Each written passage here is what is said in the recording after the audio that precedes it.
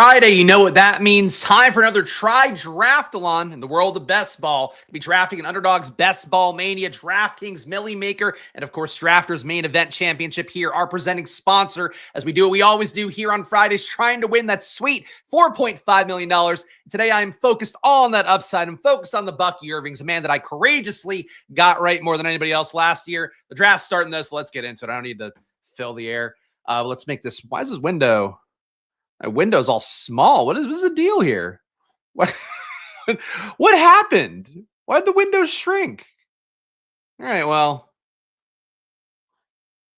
I guess there's worse issues to have. Anyway, picking in the 5 hole today. Sorry, this is distracting. I don't know why it's all wonkily sized. What's going on here? Oh, is this the wrong one? Is that why? No, this is the right one. What the fuck is up with this window? All right, there we go. Exciting opener here. Pick 5, though, coming up. Ceedee Lamb, a guy that I feel like I just keep seeing people praising. Evan Silva, on his video, I think it was either Underdog or Ship Chasing, was hyping up Ceedee Lamb more this year, the Cowboys offense. I feel like I've been alone on an island here with not liking the Cowboys very much, given the fact that for the Cowboys, you're running into this spot with Brian Schottenheimer, a guy that I just don't respect that much. Don't respect a lot with what he's done as a coach in various stops. And I think Silva pointed out that he was maybe the architect behind the Let Russ Cook movement in Seattle. I don't think that's actually the case. So obviously ended up being, Genie got kind of put back in the bottle by Pete Carroll as the coach, making them run more. But I don't think that was really Schottenheimer going, I want to pass the ball so much. And now the latest thing that's coming out is that Dallas, and actually guys in the Discord were talking about it right before the show, Jaden Blue, so some former Dallas Cowboys coach, was on a podcast and mentioned the fact that he's hearing from current Cowboys coaches that Jaden Blue, the rookie running back coming in for Dallas, is lazy. They're not getting what they want out of him work-wise. Apparently, also in the pre-draft write-ups, Dane Brugler had a thing talking about how he was maybe going to have some personality issues adjusting to the NFL, going to be a ramp-up for him to figure out how to become a pro. As a result, Jaden Blue, it's looking like, is pretty iced. It's been the case that I've kind of felt was going to be the case for a while, where Jaden Blue, definitely the most athletic guy in that room by a pretty wide margin compared to Javonte Williams, compared to Miles Sanders. Those are two professional backs. Like, they might not be special backs. They might not be great backs. They might not be good backs, even by some of the metrics that I would swear by. But would still think they're kind of adults in a room where it seems like Jaden Blue is not an adult. So people have a hard time clicking Javonte Williams. It seems like the ADP might be trickling up a little bit more now that we're in summer. But he's one of those guys to me I've taken a lot at ADP, certainly after ADP when he's available. Not in love with him as a talent, but I do think, especially if you're running, some Jaden Daniels stacks as a bring back, I think he makes sense. Maybe Jaden Blue figures it out as the year goes on, but as it is right now, as it looks right now to start the year, I just don't think Jaden Blue is going to be a great pick. And having this come out, it's probably matters this time of year. We'll see what we get in this pick coming up. We can see the usual flow of running backs here. So this guy takes Genty and Achane at the turn. Derrick Henry goes to 14, not in the first round. Would love to see Derrick Henry come up a little bit more, given that he's a guy I've got a ton of exposure to in BBM and in general. This is my 90th BBM draft of the year, guys. So hopefully it'll be a good one here on stream. Look, Jonathan Taylor, I have no issue with at all. That said, we've got a guy in the thumbnail. He is my favorite click to make still at RB in this round, this part of things as well. We'll go Bucky Irving. And for what it's worth for Jonathan Taylor, I think he's got a perfectly fine run out to get all the workload for Indianapolis. I'm not a DJ Giddens believer. Certainly think it's contingent value. He might be able to get there if Jonathan Taylor gets hurt. But if Jonathan Taylor's going, I don't think he's given up a lot of touches to a guy like Giddens in year one. So for me, I think Bucky Irving, probably not a different projection play than Jonathan Taylor, but I just love Bucky, love the talent, what he is, what he represents to one of my greatest successes as a player I really dug my heels on last year. So happy to go back to Bucky for a guy that got 1,500 yards in year one. We're going to always ride that coattail as much as we can. When Bucky Irving is old and washed up, I'll still be like, I remember the good days of Bucky Irving. Take him at pick 700 in the best ball draft. Good morning, Splashers. Great to see the chat here. Our guy Matthew hanging out. Let's see the OGs in here. Guys have been in the community for a while. Of course, that's what we do here. We're all about building community here. In this community in particular, you guys are not so much worried about the guys on Twitter, the guys dropping gay slurs on the Deposit Kingdom Discord. Again, I'm not even going to say too much about that stuff. But really, what you can do if you are tired of any of those communities is just hop in here and splash play, right? Join our Discord, because I don't drop gay slurs, telling you that much. Not alone in liking the Cowboys this year. And I say that as one who's been a lifelong fan. I mean, look, the Cowboys really are getting hyped up a lot by the industry. And I think the part two I actually saw our guy Tyler Emo Cowboy tweeting about it before the show. Was right on my feeds. I was glad to see Tyler on my For You page. You saying something, I think, in reply to John Daigle, who's posting like, well, if these are going to be the running backs, like CeeDee Lamb, Dak Prescott, George Pickens are your guys. People don't seem to grasp that, like, if the run game sucks, the pass game might also suck because you become a lot more predictable through that prism. Would be happy to get Trey McBride here. I do think trying to maybe get some Dallas-Washington correlation would be a better move. So I am going to go CeeDee Lamb and our holdout Terry McLaurin here. McBride, I've got enough at this point of over 20%. Happy to keep scooping him up when I can. But at this point, get some week 17 correlation, different kind of build here with still a player in Bucky Irving that I want to be a linchpin player for some of my best lineups. Again, highest upside guy I think that's out there. Terry McLaurin, I do think, if we're going to go off the theme of upside for the video, I don't think there's a lot of upside left for Terry McLaurin, as I've said multiple times on stream. And I was a very big Terry McLaurin defender last year, played him a ton in DFS week to week. Obviously, in addition to the best ball exposure you guys might have seen all draft season last time out. For McLaurin, though, like a lot of the ways he got there were short touchdowns that I think go away when you add Deebo Samuel into the mix, when you have Jane Daniels maybe running some more in for himself this year as he evolves into his passing and running profile that we know is going to be so great. But besides that, for McLaurin, I think really your hope would be, if you are taking him, is that the deep shots are there more. If he loses those easy red zone targets, maybe he gets a few more of those 50-yard touchdowns that he absolutely left a ton of on the field, whether it was his fault, PI sometimes, Jaden missing him by a few inches, few feet, and that can happen as well. But for McLaurin, I don't think he's an upside play. If I'm like, this team obviously, would be nice to draft all upside everywhere. I think we've seen McLaurin's upside for the most part. So if we're going to tap into whatever the next level of upside could be him catching a shitload of 50-yard touchdowns. I just don't know if that's going to happen. George Kittle up to 34 in this room. What's his ADP at now? Kittle's got a 39.5 ADP, so that guy was reaching a little bit, which I did assume. That said, for George Kittle, I think people buying in a little bit more because of the uncertainty around Juwan Jennings, or perceived uncertainty, I would say more so, with him holding out for a new deal. Again, he's not really holding out, though. He's going to be at camp. Might be a hold-in situation, but apparently he's not going to be away from the facility like Terry McLaurin might be. So I really don't think you should be boosting George Kittle at this point. If you want to boost Kittle, it's because he was a great play last year, got targeted more than 99% of tight ends, playing a ton of routes. I think that's the reason you go to George Kittle, not because Juwan Jennings is maybe holding out to get a respectable amount of money. That's sort of what I would say. We have one pick coming up here. We'll see what this guy does in front of us. I have a feeling it's going to be something that makes me not filled with joy. Come on, Mason. He's going to time out on Jaden. He's going to was so close to getting Jaden back here for the Dallas-Washington stack. Of course, why would we be able to? Why would that be a thing that could occur on stream here? RB is bled out at this point. I think we'll just take the faller here and Tet McMillan. Happy to get McMillan here. DJ Moore, I've frankly been avoiding a lot lately. I think just have been kind of turned off by the quotes he's put out that they've talked about him, the way they've talked about him rather so far in the organization. DJ Moore could maybe have a big boost up, I would hope, in training camp, especially if Luther Burden is a guy that doesn't show up in July. Which is a possibility, and something that we should talk about too before we get to the DJ Moore thing. Second round picks starting to sign more. Mason Taylor signed with the Jets, but basically what they're happening, or I think is what's happening, because it hasn't been reported out fully. Mason Taylor got 91% guaranteed money. So basically I think what they're doing is, like, the guys who went higher in the round are getting close to 100% guaranteed money. Some teams are giving 100% or close to it.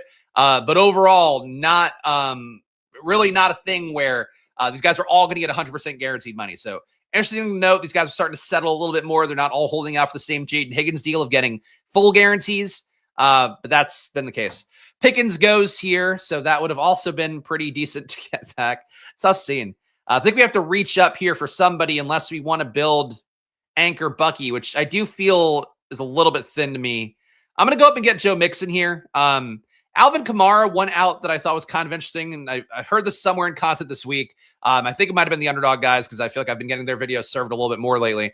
Josh Nathan, of course, doing great work as always, now to the tune of like 50K views of videos. So kudos to those guys. 2 Splash Play alums, even though that was certainly Pete's guest booking more than mine. But basically they were talking about, well, fuck, I was going to make a point here that was really important. We're talking about Kamara. Basically with Kamara, one out for him that people aren't considering, and frankly, I hadn't thought of at all. he could be a trade candidate this year. Like he could be a guy where a veteran team, they're down an RB, somebody gets hurt, let's say Chase Brown, maybe he regresses meaningfully, or I think he's the kind of guy, he gets hurt, the Bengals want somebody in there because that offense is probably going to be going gangbusters all year. If Alvin Kamara got traded, I think he'd be a better pick than Joe Mixon is. For Joe Mixon, as he is right now, though, he's a guy where, he got incredible work last year, getting over 21 to 10 touches a game. He also got great red zone work. Houston should be better, should be a team that tries to run pretty effectively as well. And certainly passes better would be the hope if you are bringing in a Rams tree guy like Nick Caley over there. But for Houston, like I like Mixon as a play more, but I do think for Alvin Kamara, like there is some outs perhaps that, you're not really considering that I certainly hadn't considered, that maybe could be a better situation than being on tanking New Orleans. Because I think on New Orleans, my concern to be is like he runs hot, start the year, plays pretty well, even with this Kellen Moore offense. Then as the year goes on, games don't really matter. I think that's where Alvin Kamara could be at more risk. So if he gets traded, then it's like, oh shit, the games matter. He might play all year. New Orleans, I'm not sure you get that to be the case. The auto pick slow roll is the worst thing since 1945. I think there's been equally bad things. So what we're going to discredit 9/11? but yes, I do think that having to wait for the guy to take Jaden Daniels was not my fave, but it is what it is. Yeah, we don't really, even though we have hammed up for sniping in the past, I have to now reveal the bit. I have to give you behind the magician's secrets here. I don't really care that much. I would love to get Jaden at 43. Who fucking cares? If I get sniped on Dak Prescott, though, that will be annoying, but we'll try to make sure that doesn't happen. 0-2-3-0 build here. Again, wide receivers plentiful on the board. These guys reaching for a bunch of RBs. Some I like. Connor Swift, Henderson, and Caleb Johnson a little bit less. Man, not crazy about this, but I am going to go David Montgomery here. Just feel like this is a bit of a break here at RB at this point.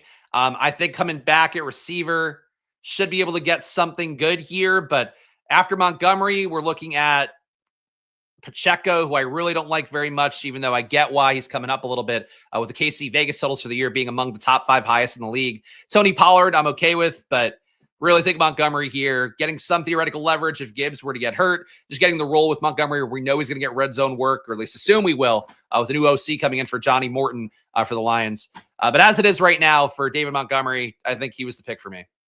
So team so far, 3 RBs, 3 wide receivers. We got Bucky Irving, Joe Mixon, David Montgomery at receiver, CeeDee Lamb, Terry McLaurin, Tet McMillan. Tet could have been Jaden Daniels if the guy in front of us didn't time out and just land on him, but oh well.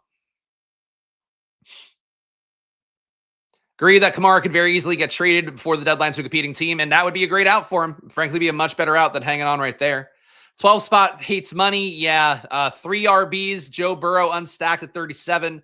Laporta, Hawkinson. I mean, not a team I guess you would throw out, but I don't know what he's doing. I don't know how you would even think that's a good team, but yeah, we can't be mean to people that don't know how best ball works anymore, I think is what the takeaways have been from the last few weeks. I'm going to go Chris Godwin here, get about a 10-pick discount on him. I am still a Chris Godwin believer. Probably have too much exposure to him overall at this point, and I will check that in a separate tab here. But Chris Godwin, again, it's hard to find a guy, I think, at this ADP who we know last year. Obviously, different OC with Liam Cohen leaving, but we're hoping to get a lot of the top principles there ported over. Chris Godwin was a top 5 receiver last year. I mean, he played incredibly well for a role that should be there for him. And frankly, I think he's going to be better than Amik Egbuka. But I've got 11% Chris Godwin right now in BBM. Wouldn't mind that being closer to 15. Even though there is a faint chance, I guess, he could land on the PUP list with the fact that his ankle injury or his reported dislocated ankle was actually like a broken fibula and an ankle injury on top of it. Or fibula, tibula, whatever the one is that's in the shin area. But anyways, worse than it was, he had to get a plate put in, was one of the articles that came out in the offseason. So I get people having a little bit of caution for Chris Godwin, but we'll survive. Shout out guys like Sammy here. Appreciate seeing him. Of course, Tyler loves gangbusters. You really keyed in on the phrase. I don't think there's anything dirty about that phrase, but I guess when you do separate them up, there's 2 things that go hand in hand for a certain way. But we'll be hitting guys Underdog right now. DraftKings up next. At DraftKings, I'm not an official partner for DraftKings on here, only on Stochastic. Fuckers can't fucking pay me. Paying fucking Neil, paying Davis Maddock, can't pay Spags to do a draft. Paying JJ Zacharyson, can't kick Spags some money when I've been doing DraftKings drafts for free all year just to try to give people DraftKings drafts. But anyway, we're going to do it next. On DraftKings today, it is important to note, though, you get an entry for every entry you put in today. So a $20 entry on there for their Millie Maker You put one in, you get one for free. Actually, you can do it 3 times as well, I believe. So keep that in mind today. It is a good day to draft a DK team to close out their best ball week, even though, again, I'm not a paid partner for DraftKings. Fucking crazy. Fuck me, right? I do more views for DFS for DraftKings. I know they don't care. Come on. Anyway, we got a 0-3-4-0 build. Now that I'm done yelling at DraftKings, I want more people to pay me. They're doing partnership meetings this week, too, to try to get some stuff going for NFL season. So, yeah, fucking somebody. All right, we got 3 RBs, 4 wide receivers. Adding the 5th in here would be logical. We do also have this Dallas-Washington stuff. Do want to make sure that we get ahead of this guy, Dak. I'm taking Dak early. This fucker can't get Dak. Sorry. This guy next to me, I believe, is going to try to push Dak around to 100, get him there, because he also has a Dallas-Washington stack with George Pickens and with Deebo Samuel. I made my fucking bet reaching for Terry McLaurin, taking CeeDee Lamb here. So I had to get my Dallas-Washington Week 17 correlation. But right now, Dak Prescott going to be the first guy off the board. I do, in fact, Melissa, you can see it on the screen. I do have a drafters promo code SPLASH on there, but it is only for new signups. I did ask for a refill one, and I think we might be able to get that, or a reload one. Might be able to get that, but it might be not for a few weeks. But I told drafters, actually caught up with drafters this week as well, as part of my rendezvous with various partners, which is not sexy at all. But yeah, might get a reload thing for Splashlight. Probably like a 10% bonus we'll have. They also dropped their own reload thing. They had one at the beginning of July. So that's that. Thank you. Will not be drafting on DK until they pay Spags. I agree. That's the only way to handle it. But look, it is a good time to draft on DraftKings. When people are giving you free entries, you should do it. DraftKings, if you do your first draft, they give you 1 for free. Now you get another 3 on top of that. It's a pretty sweet deal, I think. I would hope it works out that way. If you did your first 4 drafts today, I would hope you get 4 free entries. But I'm not a partner. I don't fucking know. Got a 1-3-4-0. I'm going to do Tampa Bay here as well. Go Baker Mayfield. We got different bye weeks. Happy to take Travis Etienne. Feel like I have seen some Twitter steam for him lately. People talk themselves on him being Bucky Irving. He's not Bucky Irving. He's not that good. He's not that great of an avoided tackle rate guy. But he is still a player that can do enough different things in terms of the pass game. I still think Ted Bigsby is going to be heard from in that backfield for Jacksonville this year. But I like Etienne enough. I think for this build, Baker made a little more sense. Having Bucky Irving, having Chris Godwin, we got enough correlation there. Shout out to Tyfel Tower here, the 2 Tylers and a best ball guy in the middle. So go check those guys out. Our guy Emo Cowboy doing great streams on there with those guys. Support the creators that are good, that you like, obviously. Support this creator as well. Join the Discord, guys. You guys know the deal here. Paywall Discord. We don't do gay slurs there, so that's the downside if you're looking for that. Besides that, though, dropping all my football takes in there. Obviously, a lot of great guys in that community as well, talking about football around the clock, sometimes sharing teams, also sharing stuff like these when there's a DK promo and people don't know about it. I've really been happy to have you guys on the Discord. You guys have been participating in there. For you guys who are members, we still have I think 30 people who are members on the YouTube channel aren't on the Discord. I would try to get on there. Just click the link in the description. But go join for $5. It's just really just more of a gateway, or not a gateway. Really more of just a gate to get people in that aren't going to be assholes, sort of the thing. But that's that. What else to talk about? I talked about Rashee Rice on stream yesterday for Stochastic. We can talk about it here too. I think the more I kind of dig through stuff, I think ETR bumped Rashee Rice down to the mid-50s. That feels kind of tough. I think for Rashee Rice, in my opinion, if you were to take him, I think taking him around pick 40 to 50 would feel okay to me. If the market society is mid-50s, that's where the falling knife goes. And usually the falling knife is pretty close to ETR's ranks. I think that going there is a little bit more reasonable. But overall, for how Rashee Rice is working right now, I still think it's more of a 2 to 4 game suspension than 4 to 6 is what a lot of people are reporting now. But in the median projection there, you're talking 3 to 5. That's enough to want to bump the guy down. It's important to have well-projected players. Taking him too early is never a good thing. We have a 2-3-4-0 build here. Really should be paying more attention to my team. But I am going to go Rashad Bateman here. Ramondre is still a pretty credible running back bet to me. Definitely need to get some tight ends and at some point, But at this point, want to get my fifth receiver in. I really find it hard to love my teams when I don't have my fourth, fifth receiver in before the Christian Kirk, Marvin Mims tier. So Rashad Bateman's my click here, and we'll see if we get anything interesting back at RB. And I appreciate that. Tyler saying I have something well played. That's always all I can hope for. You have to opt in for the DK promo. Yes, make sure you opt in then as well. Hopefully I did that shit. And there you go. Next Thursday is when you're doing the next stream. All right, so go check out the Typhel Tower next Thursday. Again, I appreciate those guys doing something different. It's always nice to see guys, branching out, just broing down. And it's not like a great direct review, guys.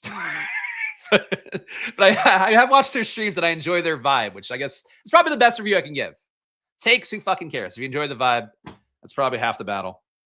All right, we got one more pick coming up here. So some guys I like. Again, we have this bet with Dallas. We could take Javonte Williams, again, with his Jaden Blue stuff, maybe driving up his price tag. Do feel pretty strongly about Tyjae Spears as well, as you guys know, though I have taken a lot of Tyjae Spears already. I'm going to try to buy the rising Javonte when we have this Dallas-Washington bet, which I don't do a ton on the Dallas side, at least.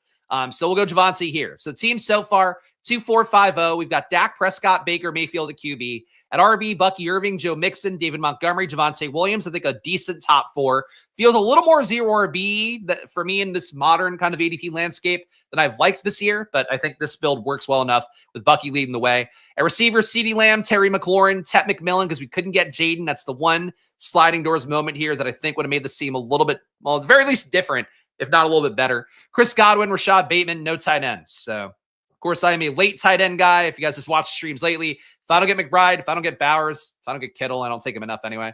I'm usually going late, so that's how it goes. If you enjoy hostile comedy and fiery best ball debates, the Typhel, we're just doing ads for the Typhel. How about splash play ads? If you enjoy a host that's unafraid to say we shouldn't have gay slurs on Discord. Sorry, I'm making that the bit too much. Whatever. We got to find our fun somewhere. Host is unafraid of best ball. So I'll dox you. That's what they say. I'll dox you in your town of 75. No, actually 100,000 people, I think is what Altoona, PA has. If that's doxing, please. I don't think we know what doxing is. These are my Friday streams, guys. Spoke a little bit beforehand too. So you're getting that vibe too. Splash plays the OG. I appreciate this one from Tyler. This is a real chat. OG plays for brutal honesty and transparency with sharp takes and owning L's. That's true. I've had to own a lot of L's. I've had to own some W's as well, but people don't let me own the W's enough. I should still be credited for the Jaden Daniels movement, the Bucky Irving movement. And those were not bowel movements either. We got Trey Benson, Rashad White here. Rashad White would not fit with the team, I don't think. Trey Benson, I do like rounding out the RB room a little bit stronger. All the reports, all the entire offseason, if you guys are watching the best ball streams, kind of hopping back in now. Some of you maybe. Trey Benson's been talked about a lot being in a timeshare with James Conner, and that's the main thing. So for me with Trey Benson, I think as part of like an RB5, RB6, he's a pretty strong one. I like him a good amount. Don't know that I like him more than Rashad White, but it's close. This build, though, I don't think it was a Rashad White build for me.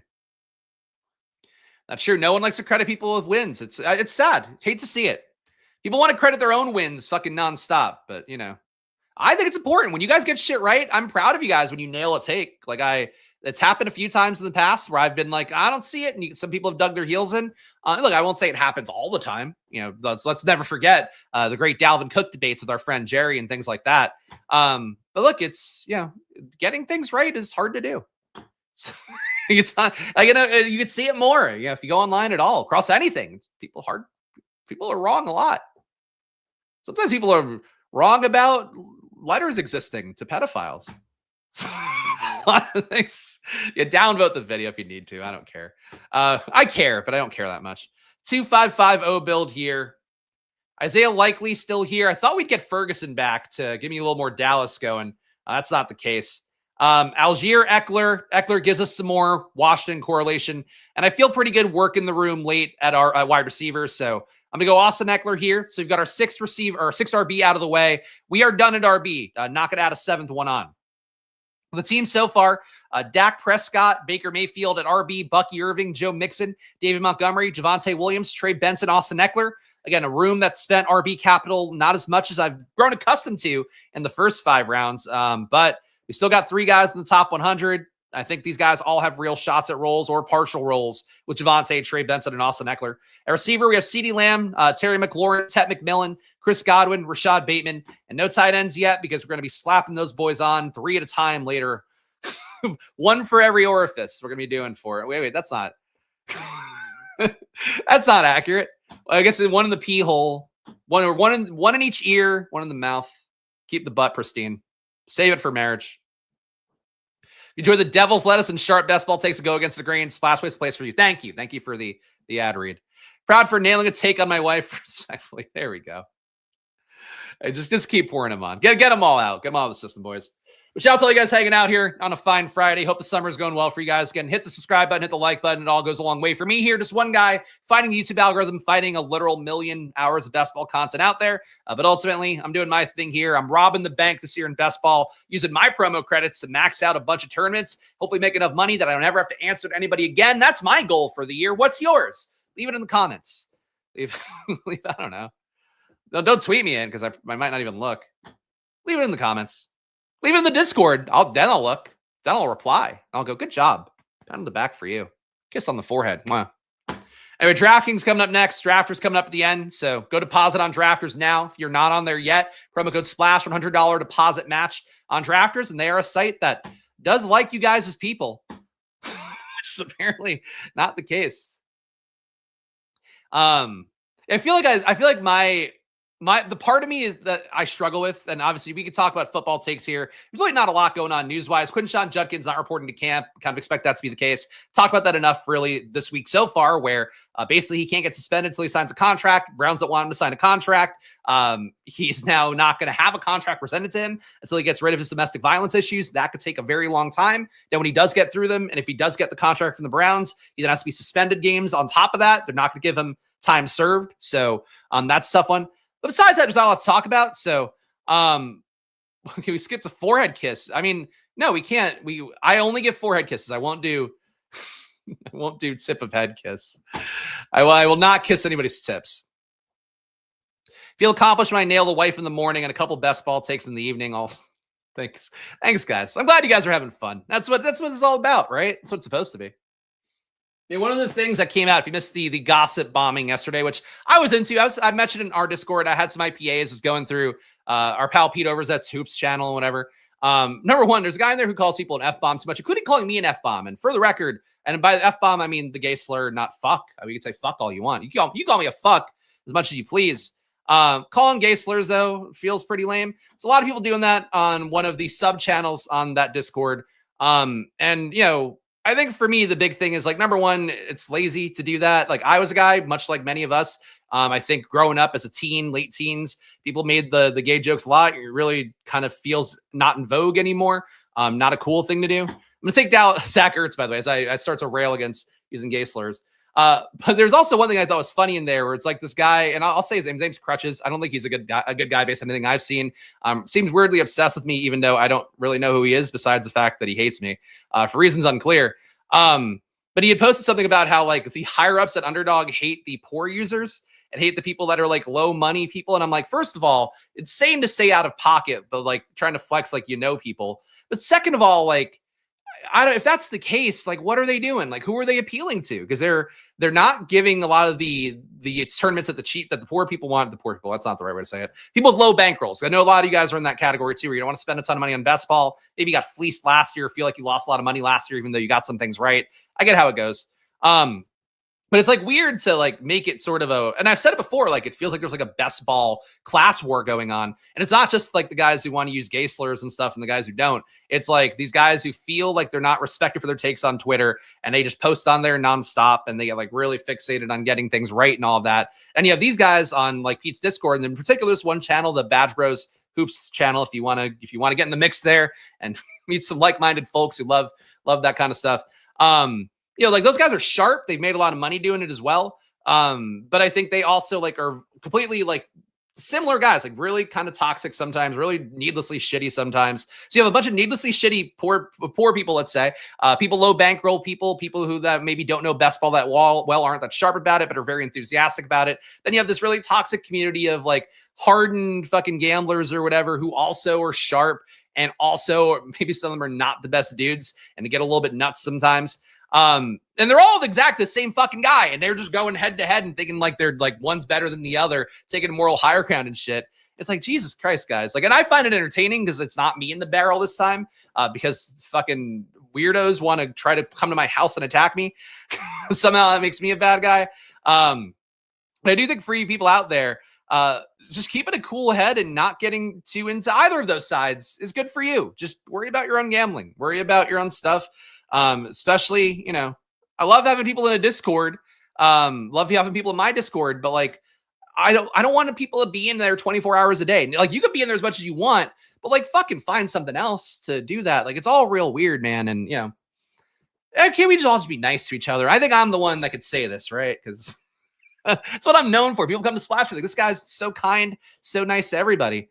But like, it's really gotten to a point where it's like it's like fucking hive minding people on Twitter that love to try to get people canceled and shit, myself included before, without even understanding the context of what they're doing. And you have those guys who are like ganging up on people and trying to like dunk on them and literally call them retards. Like, they're quote unquote, I'll say it. Like, I don't use that word now because that's another one to me. Like, why say it? And then, you know, along with the slurs and whatever. And it's like, well, like, what are we fucking doing? Like, I don't know. People have to fill time. I get it. People have office jobs now. A lot of people have to return to office. I don't know. Just be less of a piece of shit online. I try that too. Like, you know, sometimes you got to do something that feels uncomfortable for you if you think it's right, I guess. But have a moral compass for everybody out there. Content creators, people posting online under anonymous fucking handles. I don't know. Be less of a piece of shit. I think it's sort of it. Yeah, he's very MAGA. He's very MAGA. He's also, I learned from the people being mad at him on Twitter, a divorcee, which does not shock me at all. Got big, like, I'm angry at the world because somebody didn't love me energy, which here's a hug, buddy. Here, I know you love Barstool, right? I was on Barstool. The guys that you obsess over, I was there hanging out with them. I actually drank with Riggs a bunch. Used to play cornhole with them all the time. I know it's hard. I know it's hard for you to get over, but let's find some joy. Just have your fucking zins and monsters and kill yourself. Don't do that. What's everyone's thoughts of the CEO? That's another big story. That was a funny one. I got to get this one out first, but that was also, if you missed it, the CEO, you couldn't have missed it really. That was like the big online story because there's no real news going on. There's no Epstein files or anything. So obviously you don't have anything to talk about. But yeah, like the CEO getting caught at a Coldplay concert. Coldplay then did another show last night, and they had like, they put the couple on. They're like, oh, are you guys allowed to be on camera together? Ha ha ha. Like, funny bit. It was really one of those, everybody's together on the internet now. Beef means best ball's growing. I don't know about that. I think it means people are getting angry at best ball more so, if I had to guess. Posted a comment about why someone would enjoy weekly winners more than battle royales. Started an argument and was so fucking confused. People get really angry. People get angry. I am a smart ass. Are you talking to me? I mean, I am. I have a lot of smart parts of my body. Many of which you don't see. We got a 2-6-7-2 here. Close this team out here. I've not been doing a good job reading the team, but there's a lot of things I just want to talk about because I've been sitting around not talking about them. One more tight end here. Would love to get a meaningful starter. Nothing that correlates with our guys available at this point. Jatavian Sanders, Juwan Johnson. This is a tough one for me. I'll go Juwan because he's got the big money. Jatavian, I find it hard to believe he can have like a real outlier role. That said, he would have correlated with Tet McMillan, giving us the Carolina stack without the QB. But it's like you have enough guys in there at receiver they have to feed now. I'm not sold that that's going to be there. For Juwan Johnson, he's going to be a safety valve for whatever shitty QB they trot out there. Most likely Tyler Shuck. So 3 tight ends here, 2-6-7-3. Dak Prescott, Baker Mayfield. At RB, Bucky Irving, Joe Mixon, David Montgomery.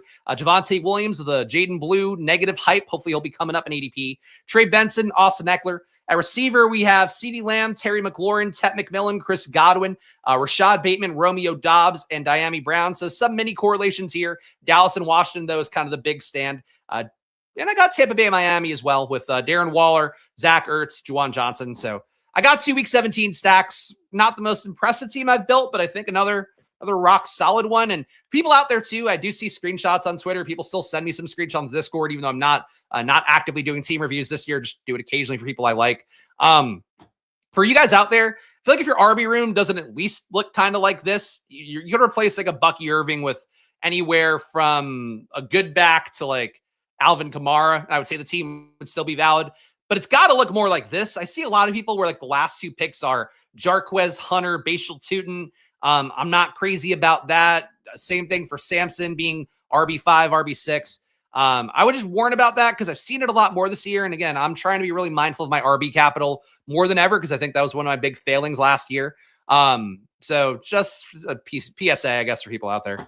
All right, we're going to go to DraftKings next. Next stage of the Try Draft launch out. Guys like Tyler, shout out all you guys on lunch breaks. Appreciate you guys hanging out. Of course, podcast version will be out later as well for the folks that demand that. Let's draft this team here.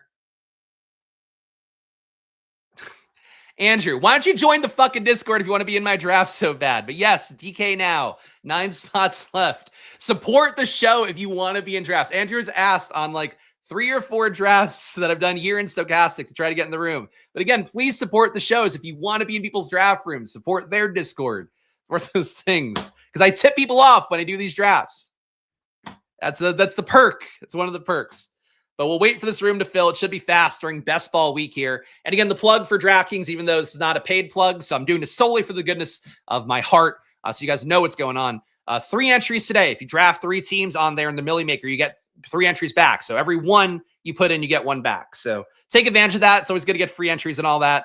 And again, if you want to be in streams, please support the Discord if you can. It's one of the things that drives me nuts. All right, Melissa's in this one. There we go. I'm sure Andrew Nolan will be in this one as well. Hit the like button, people. Yes, show some love for the best ball stream on the site. Thank you. Matthew, you give me too much praise that I clearly do not deserve. But we got a guy, Ivan, in here with the Splash Play avatar. Always love to see that. We got Melissa here, who is Northman Prague. I don't know what the back half of that is. Andrew, did you get in? All right, Andrew got in. I'm glad you got in. I want to make you happy, Andrew. The Drewster here. We'll see what he does. But Andrew loves to draft me on DraftKings. So, again, I should be nicer, but I'll be nicer if you join the Discord. That's the rule of thumb. Pull the Drafters ad for now, but one last plug for them. Of course, we'll be doing the Drafters draft up next. And you should play on Drafters. Some of my best finishes with, frankly, much less effort, much less entries have come on Drafters, including a top 100 finish in their big tournament, a top 10 finish in playoff best ball last year, while literally only doing 3 drafts on stream. That's what you can get on Drafters. Big upside, big money, and a site as well that does want to reward best ball players, that does things. They're going to have some deals going where they do like little prize giveaways for you. Basically, if you put an entry in, it counts like a raffle ticket was what they were telling me. They're going to give away like trips and jerseys and shit, which how fucking crazy budget to promote stuff. But Drafters is trying to do cool stuff for you guys, and I do think that's part of why I partner with them. So check them out. Drafters.com, download the Drafters app, and just play on there. It's a good site to play on. Get your action in, separate your action. You should draft Underdog. Look, I want to win BBM this year. I want to jam it in everybody's face and go, and then fucking, and then disappear, and get an island for pedophiles. And no, island where no pedophiles are. That's it. It's going to be a big sign that says no pedophiles on it. And then they'll be like, can we come in? I'll be like, I feel like this is already answered by the sign.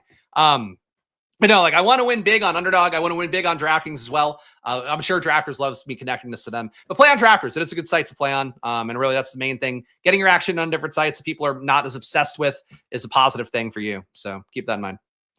GMs. Yes, appreciate you guys being here. Fantasy Football Garage doing some nice streams for himself. Late at night, too. I did see you going. I think I gave you a like on Twitter yesterday because you're going live at like 11 Eastern. I don't know what coast you're on. Candyman. So is that actually what the name you go by? Can people do like versions of their real names like I do, so I don't feel alone here?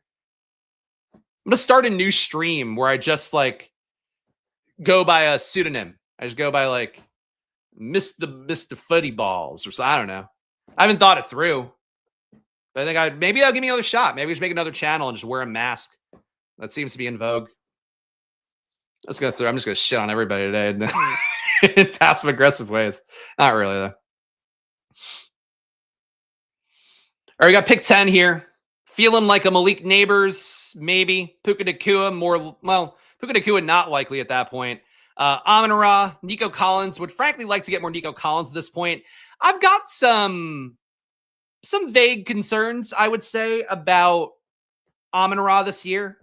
Just the changeover at OC, the fact that you have Jamison Williams theoretically ascending a little bit more, the fact that you have Isaac Tesla, who is mostly a slot guy there. Like, I don't think he's better than Amon-Ra. They're paying Amon-Ra good money to do what he does. But if you start to work that guy in a little bit, you move Amon-Ra out wide because you think that's the thing to do to get Tesla on the field. That could get a little bit weird. And frankly, Amon-Ra last year, he still spiked enough, was still good enough to me. I thought he had a shot at being like a wide receiver 1 last year, and I was kind of disappointed to see him have some real down games along the way. Can I take Amon-Ra? I think check my underdog exposures for him in BBM. I've got 8.4% Amon-Ra, so basically right with the field on it. I'm just not super crazy about him. I would like to get more Nico, I think, than Amon-Ra. I think would be a nice goal to have for me, but it's kind of a half take on Amon-Ra, but I don't think the upside's huge for him. I think we've seen the upside already, kind of like we were talking about during the last draft. I think we've seen Amon-Ra's best days, and I think he'll still be functional, still be good. In a playoff situation, he could win everything. But I don't know if he's got the best odds to win everything amidst these guys. Christian McCaffrey here, though, at pick 10. I'll take that. When I'm picking in these 10 to 12 spots, oftentimes I end up with an Achane, Derrick Henry on the way back. Henry went early here, I think. Henry went at pick 8 here, so I'll take the falling McCaffrey a little bit, even though not crazy about him, but on DraftKings full point PPR, probably makes a little bit more sense. Thank you, Andrew. My voice is too unique. I appreciate that. Hopefully literally and figuratively. Can't be a broadcaster, though, I don't think. Appreciate that, or like an actual one. Usually 9:30 Eastern. And your name's Candle. Got it. Okay. Well, don't dox yourself. don't make me dox you inadvertently. But yes, check out Fantasy Football Garage. He's doing hard work. He's wearing sunglasses at night, like Corey Hart, the 80s. Another boomer reference there, a 40-year-old reference to a song that's pretty dope, though. I wear my sunglasses at night. It's popping. Anyway, guys taking their time thinking it through. Northman Progeny. There we go. So that's Melissa. Melissa gets Nico Collins instead, which I do not begrudge at all. Getting the taste of that Nico feels pretty good. With Nico, my only concern really is that Jaden Higgins, I've said it a few times on stream, but I kind of have to hit the same points as long as I still believe him. Jaden Higgins, a little too similar of an archetype to Nico Collins, even though obviously Nico's proven that he could be an elite receiver, can be a guy, which is kind of a frame of reference for me, can be a guy that we price weekly around 7, 8K in DFS on DraftKings. I think Nico's shown a lot. But they didn't give him new money. His deal, even though he's paid pretty well, is not necessarily commensurate with his role. I think Higgins could be a way out of that. So that'd be sort of my concern point for a guy like Nico if I were to give one. Brian Thomas here with Travis Hunter falling in ADPs across the industry. Brian Thomas seemingly falling a little bit as well. And I'll scoop him up here. I think in terms of projection, I would have Drake London safely ahead. Big believer in the Atlanta offense. Love how Drake London last year was getting about a 30% target per out run rate overall. That spiked even higher when we saw Michael Penix come in and take over. I think Drake London's primed to make a big leap this year, and the red zone work as well is good for him. Brian Thomas, still an elite talent, still a better athlete than Drake London is by a pretty wide margin. Coaching, I would say, close to 1-to-1. What is this guy doing? Joe Burrow at 17 with Derrick Henry? Motherfucker. All right, Andrew, shout out to Andrew. Join the Discord. Make sure your YouTube is synced to your Discord so you have access to all the stuff you're supposed to. Basically, I post in the updates channel, not the updates channel, sorry. In the new streams channel, whenever there's spaces in a draft, I post them there. Today, the BBM didn't have it, so I didn't post them there. But you'll see. You'll see when you go in. You'll get it. Joe Burrow at 17. Bucky Irving at 18 to our guy, Andrew here. That's fun. Puka Nacua, Bucky start. Well, actually, let's pull up the... mentioned this tool on Stochastic yesterday, and thankfully they didn't get mad at me for it. If you guys want to see combined or combinatorial DraftKings ownership from the way that they put it out about a month ago now, I guess 3 weeks ago, this site, Fantasy VIP, is a good one. And we could see here the combos we have and how they do. So I'm curious to see. Our guy Andrew in the chat just took Puka Nacua and Bucky Irving. So only 1.9% combined. So that's actually pretty interesting to see. So you could see little things like that. And basically the logic would be here. Normally Bucky Irving going around this A.J. Brown area to where Trey McBride just went. Instead, by taking Bucky Irving a little bit earlier, you're getting a unique combo here with Puka Nacua people don't do too often or haven't done at least through end of June. But now that data's out, might skew things a little bit more, though not enough people have access to it. But really would recommend you guys, if you're drafting on DraftKings in particular, I think for BBM, it's going to be pretty similar. Check out the site, Fantasy VIP, fantasy.vip/DKMM. Very nice tool that somebody out there built. I don't know who the guy is. I would give him credit if I did. But go check out his site. Links in the chat right now. It's a very helpful tool to use. Shout out BB Meat Gazer, Best Ball Meat Gazer, gifting 5 memberships. Glad to see that somebody out there wants to be generous. Shout out to Meat Gazer. Appreciate the kindness here. And guys, if you are getting one of these free memberships, join the Discord. If it's free, it'll pay for itself over the next month, but you'll be getting access to a lot of stuff in there. Discord members will also get my news document that I'm going to start keeping up next week. News video is also going to come out for me next week, starting in the mornings. I think I'm going to shoot to do it on Monday morning. Might do it Tuesday morning, but it's going to be starting next week. I'm going to try to do those every day at around 10 a.m. I think is going to be my goal, maybe 9 or 10.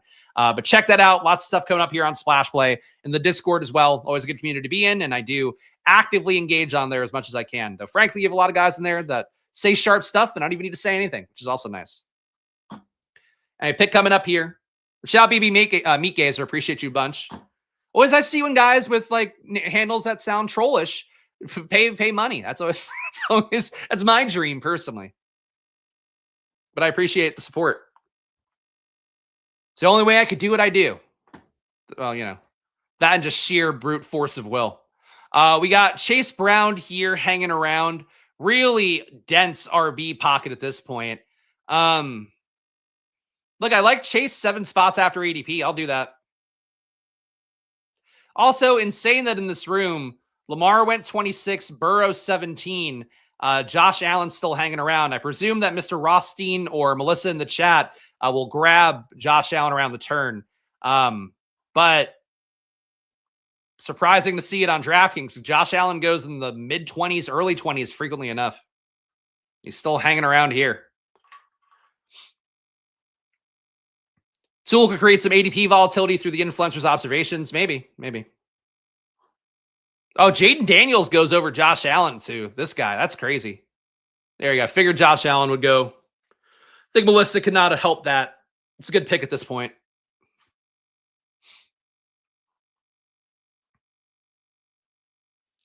But yeah, I like that tool a lot. It really is a helpful one, even if you just play with it a little bit to wrap your mind around it. And really the big thing that you'll see is that like a player who's drafted over here, if you can see my mouse, players drafted on the right side of the board just never gets paired with a guy on the left side of the board pretty frequently, even though like I'm pretty sure most of us would agree. Like I like Drake London a lot, but if you like Tyreek Hill, Drake London and Tyreek Hill, not that crazy.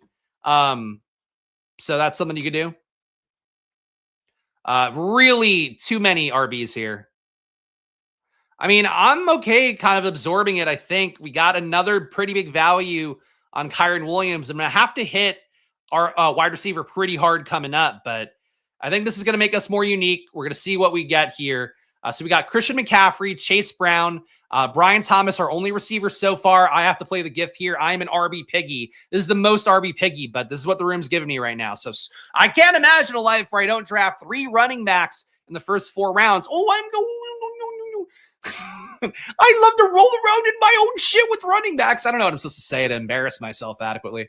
But we did it here. So 3 running backs, Brian Thomas Jr. Team will advance. I believe that.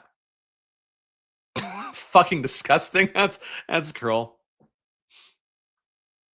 Mr. who is TM Longacre here, says was looking for a hopefully unique combo with Lamar and JJ. Oh, okay. I didn't see it was you doing it. So that would have made me think about it more. Mr. a former top 10 BBM finisher. So give him his flowers in the chat if you want. But yeah, that makes sense. Be nice if you get Zay Flowers back as well for our guy TM Longacre here in the 2-hole. So he reached for Lamar to get the Jefferson-Lamar combo. And again, we can go to this VIP tool here, Fantasy VIP, again, fantasy.vip if you want to check it out for yourself. So Lamar plus Justin. Why does it never let me get the first letter in correctly?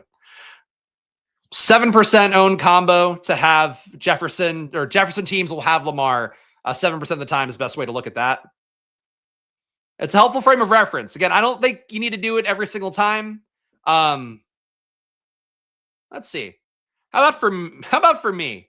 All right, let's look at Christian McCaffrey and Chase Brown.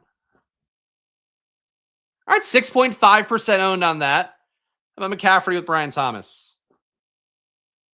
10%. So combined, we've actually built a pretty unique team, I would think. What about, see, you can't do 3-mans on this, but I'd be curious to see McCaffrey plus Chase Brown plus Kyren Williams, because I don't think there's a lot of them. And if they are, I imagine they probably don't land the plane a lot. But I like the start, as long as I can stick it at receiver, which is always going to be the tough part. But a Christian McCaffrey, Chase Brown, Kyren Williams, Brian Thomas start for me here. We'll see what we get on the way back. Let's see. Shout out OM Godlike. Appreciate seeing all the returning names here now that we're in the heart of best ball season. Shout out to all you guys hanging out. Yeah, for Brian Thomas Jr., again, tying it back to the thumbnail here because I've not talked enough about upside. I also realized after I did my thumbnail that the Underdog guys, Josh and Hayden also did an upside video yesterday, which I know it's like a really easy phrase, but really fucking unbelievable. I can't try to put an effort with a thumbnail for one day. A little slightly more effort and end up getting the same fucking video title, basically. Brian Thomas for the upside, though, I feel like his upside, we're not going to see what it truly is with Travis Hunter in the mix. And again, I took Brian Thomas here at 15. Still love him as a talent. Love the athleticism. Love what he showed us last year. But I think if Travis Hunter is anything like what his ADPs are indicating right now, what is obviously his actual real life draft capital will be, you'll go in top 2. I think that for Brian Thomas, he's a player that we might not see that real upside happen this year, even though I certainly believe that, he's as good as anybody. Zay Flowers came all the way back. I think this ADP is too low for him.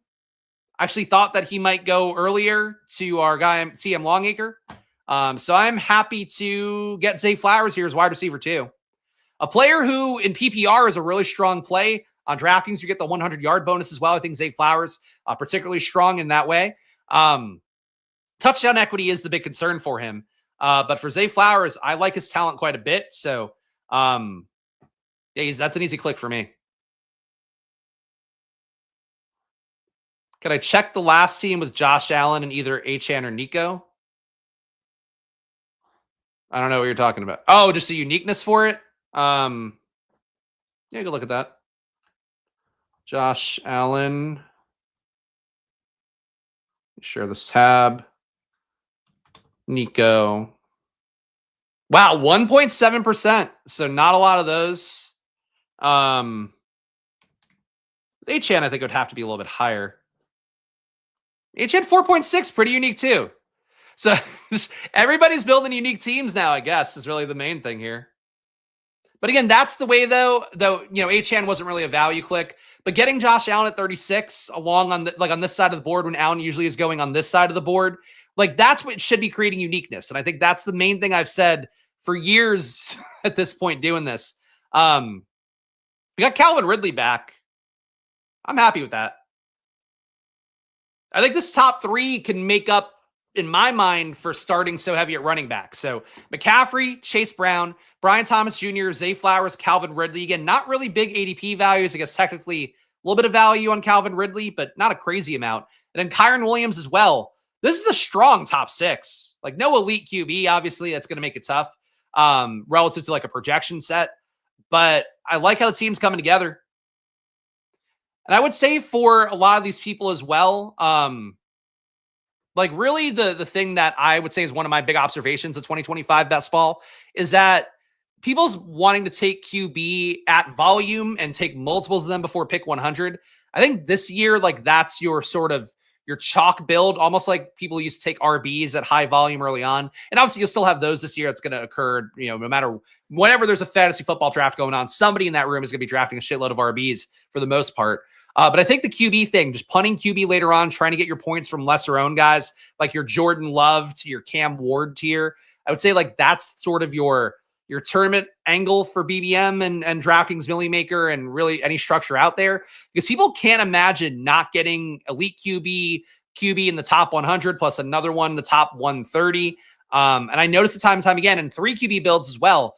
If somehow you hit the nuts, let's say Cam Ward went crazy, Bryce Young went crazy this year, just as an example, 2 guys I like, but actually I'd win a lot of money, I think, if they both went crazy. So I'm rooting for that actively. Let's say those 2 guys went crazy though, and they were able to in week 17, hanging all year, week 17, one of them spikes enough with their stack to win it all. That would greatly upset all the teams that have 3 QB builds purely as a luxury. And it helps your advance rate and all that. Does give you some theoretical outs for playoff pods, though. I still think you want a game stack to really hit that upside based on the data. Just taking late QBs, even if it's Stafford, Penix, those kind of guys. I just feel like there's going to be a lot of teams that have that being it, where it's like, it's even 3 of those guys. And then like, that's your team. Because people just can't resist taking somebody top 100. But you build a team like this where you don't deviate at QB at all. I feel like we built a nicely balanced team where I got a lot of everything, still soaked up some value. I think that's what happens when you don't go for Hurts, Jaden, let alone Hurts and Mahomes. Like, that's a compounding error there. If you get a little less comfortable with QB, I think you'll build better teams here. That'd be really the main takeaway for me. Let's scroll the board a little bit here. Again, last stage of the Try Draftalon coming up next on Drafters, so please do join along on there. Promo code SPLASH, drafters.com. Use that promo code on there. Gets you $100 deposit match. Same thing on the Drafters app. It's pretty high quality as well. Timely notifications, which is what you're looking for when drafting on mobile. But check it out. Great site to play on. Total points format, so no luck component. And, really, that's part of why I think I finished top 100, finished top 10 in playoff best balls, because it's just your skill as a drafter coming through, and that's not like their slogan or anything. It'd be a fine one. That's my observation, is I think, like, building balanced teams on Drafters, getting a few things right that people didn't get right on the year, your Saquon stuff last year, that'll carry you pretty far on Drafters, would be my guess. Star Method got Mr. here. Oh, Isaiah Likely at 70. Oh, that's tough. That's a tough one. You're building this fun little unique squad, and that's not ideal. See, but it happens again. Mr. a top 10 BBM finisher, and here he is taking Isaiah Likely at 71 by accident. So just like us.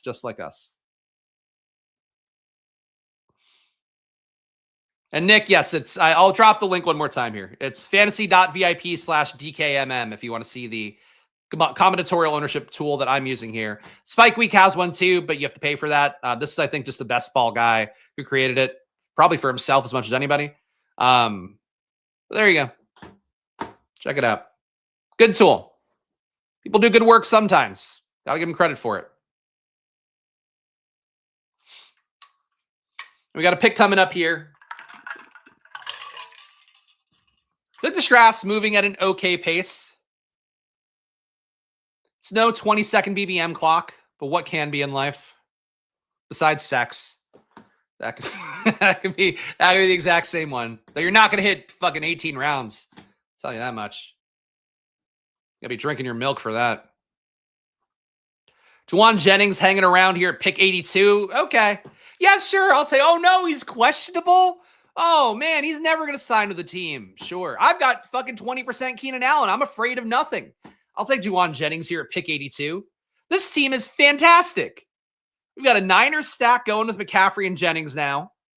No Chicago bringbacks, which, is a little bit of a disqualifier there for a perfectly balanced team.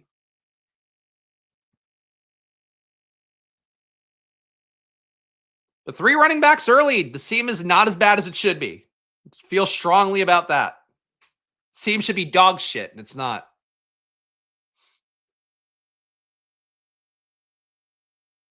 Let's see what these guys do here. Oh, this is going to be a tough. Well, let's see what these guys kick me back. I see one click here I can make that I wouldn't be normally crazy about. All right, so Pearsall lasted. Pacheco, I'm still not crazy about him. I don't need to take another RB with the guys I have up top. With CMC, with Chase Brown, with Kyren Williams. All guys who should have good red zone roles, by the way. So that's something that's certainly a qualifier for me. The Pearsall here will get another Niners correlation here. Really would like to be confident that we're going to be getting Brock Purdy back. The Purdy here goes a little bit later, so hopefully he'll hang around. But the team so far, we've got 3 RBs, 5 wide receivers, Christian McCaffrey, Chase Brown. A receiver, we got Brian Thomas, Zay Flowers, Calvin Ridley. Kyren Williams, the 3rd running back that we also took pretty early in the first 4 rounds. Got a falling Jennings, a falling Pearsall. So a Niner stack that I like. I don't normally take the 2 receivers with McCaffrey. That's fine. So I'm cool with the team right now. I think it's developing pretty nicely. But it all depends that, we got to get Purdy back is really the main thing. 2 spots after ADP shouldn't be a lot, but in a room where some drafters are drafting absolutely batshit, Dalton Kincaid at 89 kind of stuff, I don't know what's going to happen here. So hopefully we'll get Purdy back. You missed a running back, Piggy. You got to see it again in real proof right here as we go through. But yeah, for old pal Emac, for doing a great job over at Stochastic, and he's the guy technically that pays me, so double love for Emac over there.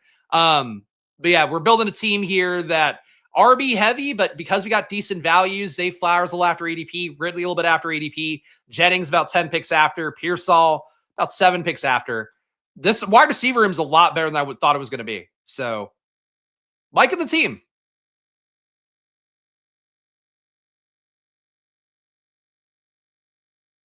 Gotta think. The Kittle drafter's a risk here. Liddy feet, Kittle, no QB. That's the kind of guy he would take Purdy and go like, yes, I've got my Purdy Kittle stack. Even though his bet on the Niners is not anywhere near as like tied to Purdy as mine is right now. That's the guy I'm worried about. I'm worried about this guy who's taking random bat shit, has 2 receivers through 10 rounds. That guy's not doing a great job. I don't know what he's going to do. He didn't take Purdy, though. This guy, though, very live to take Purdy. So now we pray. You don't need it, Liddy feet. You got lit feet. Fucking shit. Fucking knew it, man. I know this game too well. It's so stupid. Like, it's completely fine, but it's so stupid for me that I have to fucking keep living through this. I'll take the flip side, though. We'll go Caleb Williams. We'll try to backdoor it.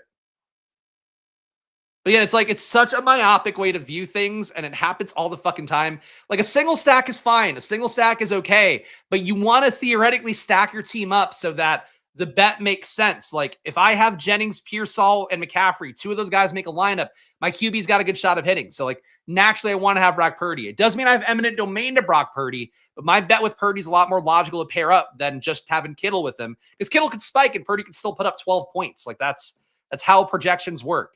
That's why it's like frustrating, but obviously at least he's stacking it up. At least it wasn't like a naked Brock Purdy, which people also love out there. But we'll have to find a way to get some more Chicago in, I guess, to correlate with Caleb. But I had such a big bet on the Niners. I'm taking the QB from the opposite side. That's why we're taking Caleb there. And we've got Dak Prescott here, who doesn't correlate with anything we've got going right now. Can add the 4th RB on. Mark Andrews would not be a bad tight end click at this point. Yeah, we got the bet on Baltimore, so I'll go Mark Andrews here. We got Zay Flowers after ADP. Mark Andrews, a little Baltimore mini stack without the QB who runs a lot and effectively. Not my favorite move. Samaje Perine? What the fuck is going on, man? This is terrible. And this guy's been making bad clicks all game. He took Cam Scatterbo at 55, Laporta at 41. This is like legit. If DraftKings threw out drafts, this team could get thrown out here.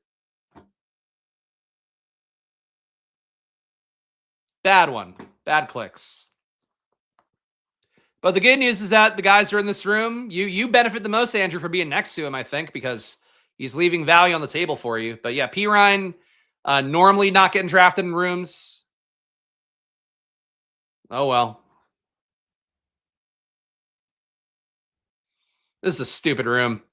This is what happens, by the way, when DraftKings gives away free tickets and shit, is you just get like these these wasteful entries. Very, very wasteful entries. Oh, well. I think our team's still good, though. I just got to be able to dig out of this a QB. It's true. He did wait until the halfway point. He was like, I could get J.K. Dobbins. I could get Tyrone Tracy, Javonte Williams, all guys with credible spots. But Samaje Perine was once good on Cincinnati, kind of, as a 3rd down back. So you got to take that shot when you get it, I suppose. Just silliness. I've said it before, though, and it really is one of the rules of thumb on DraftKings. 3 out of 12 teams will be completely worth nothing. Like, they will be dead money in your room. It benefits you to have it. It just sucks when they effectively ruin parts of your team sometimes. The Liddy Feet's frankly not as bad of a team as that guy, so not fair to lump him in. Quentin Johnston going early here. What are we doing? Tyjae Spears feels like a pretty good RB2, given the fact that we have this Tennessee bet. I'm going to go with him here. So RB4, Tyjae Spears. I think we're done at RB with McCaffrey, Chase Brown, Kyren Williams, and Tyjae Spears. 4 guys that have theoretically good enough roles. I mean, I would hope for McCaffrey, for Chase Brown, for Kyren, they have elite roles. For Tyjae Spears, though, he's got a pretty good role. If he's going to go one spot ahead of Jaden Blue, who's getting this really bad FUD right now, I think Tyjae Spears at pick 130 is should be an auto click, really. He's a better click than anybody else you're going to get here. Tyjae, people forget, and I know people maybe weren't as tied to it as I was. I had a ton of Tyjae on my teams that were advancing the best, in particular in the big board, the pre-NFL draft stuff and Underdog. And Tyjae, that last year when Tony Pollard went down, had like an 18-point projection going into week 17. Then he got concussed in that game, didn't get all the way there. Tyjae is such a great click. He'd be a great click at pick 110, and yet he goes in this spot, at least on DraftKings sometimes. You should scoop Tyjae Spears every single time. Like, he is really just one of the best clicks, I think, around at this point. Have I paused on drafting Judkins, and how do I like Samson versus Ford? Ford, to me, is the pick there. I get why people want to go to Samson. I just don't think it's possible to come from Tennessee and be ready to play in the NFL. Tennessee just doesn't play real-life football in an actual way. Judkins, I'm not touching right now. I think it's a bad sign that he has to sign his contract to be able to even be out in the field to get suspended. I really need Loveland here. But Trevor Lawrence makes a lot more sense for this team, and I'm going to go Trevor Lawrence instead. Should have maybe grabbed Loveland the last pick, but Tyjae was too good of a click. So second QB off the board here, we got Trevor Lawrence. Of course, this one's actually stacked up with Brian Thomas. Caleb Williams, week 17 correlation here. But yeah, for Judkins, to sum it up, and I talked about it earlier in the video, so I apologize for repeating stuff, but it's basically like being a radio DJ. I just have to say stuff for different people when they come in, which is fine. I get that's the biz. And I want you guys to get the take out. For Judkins now, he literally has to get his contract signed to get suspended. So the Browns don't want to sign to a contract till the domestic violence stuff is cleared up. So he now has to run through a legal process to get his contract to then get a suspension. If I had to guess, if he's playing this year, he's not playing until the end of the year. But no matter what, he's now losing out on countless valuable snaps for himself that you need to get when you're, I don't think a perfectly well-rounded back. I think he's a good rusher. I think he's got more Nick Chubb in him than he does Omarion Hampton, let's say, in this class, who does a little bit of everything. So I think it's bad for him that he's not out there. I think it's bad that he's not going to be in training camp. And I think it's bad that he has to sign a contract. He has to get actually offered a contract now again to even get suspended. So there's obviously a price point to take Judkins at. I'm just not sure what it would be. I think it feels to me like it should be definitely after this tier of guys. I think if you're taking him in this is a pretty big desert area. If he's going around Eckler, that's probably a little bit late. If he's around Ray Davis, that feels right to me. But I don't know. This room is not ending the slide, so I don't know what the true ADP price is going to be. Shout out to Tim here. Shout out to all the juggalos and juggalettes. Yeah, a lot of juggalettes here in chat and stream. I do appreciate you guys hanging out here. Appreciate all you guys, too, who are tuning back in now that we're in the heart of best ball season, of course. In particular, I'm new to try draft lines. I'm the only one in the biz hitting the 3 big best ball sites a couple times a week here. So usually Tuesdays and Fridays, probably be more volume as the season goes on here. We get into August, but that and my news videos coming out next week are the 2 big things to keep an eye out for. Wow, Dylan Sampson at 150, huh? Where's that ADP at? 163 ADP. This person took him at 150. Gee whiz. Gee whiz. Nothing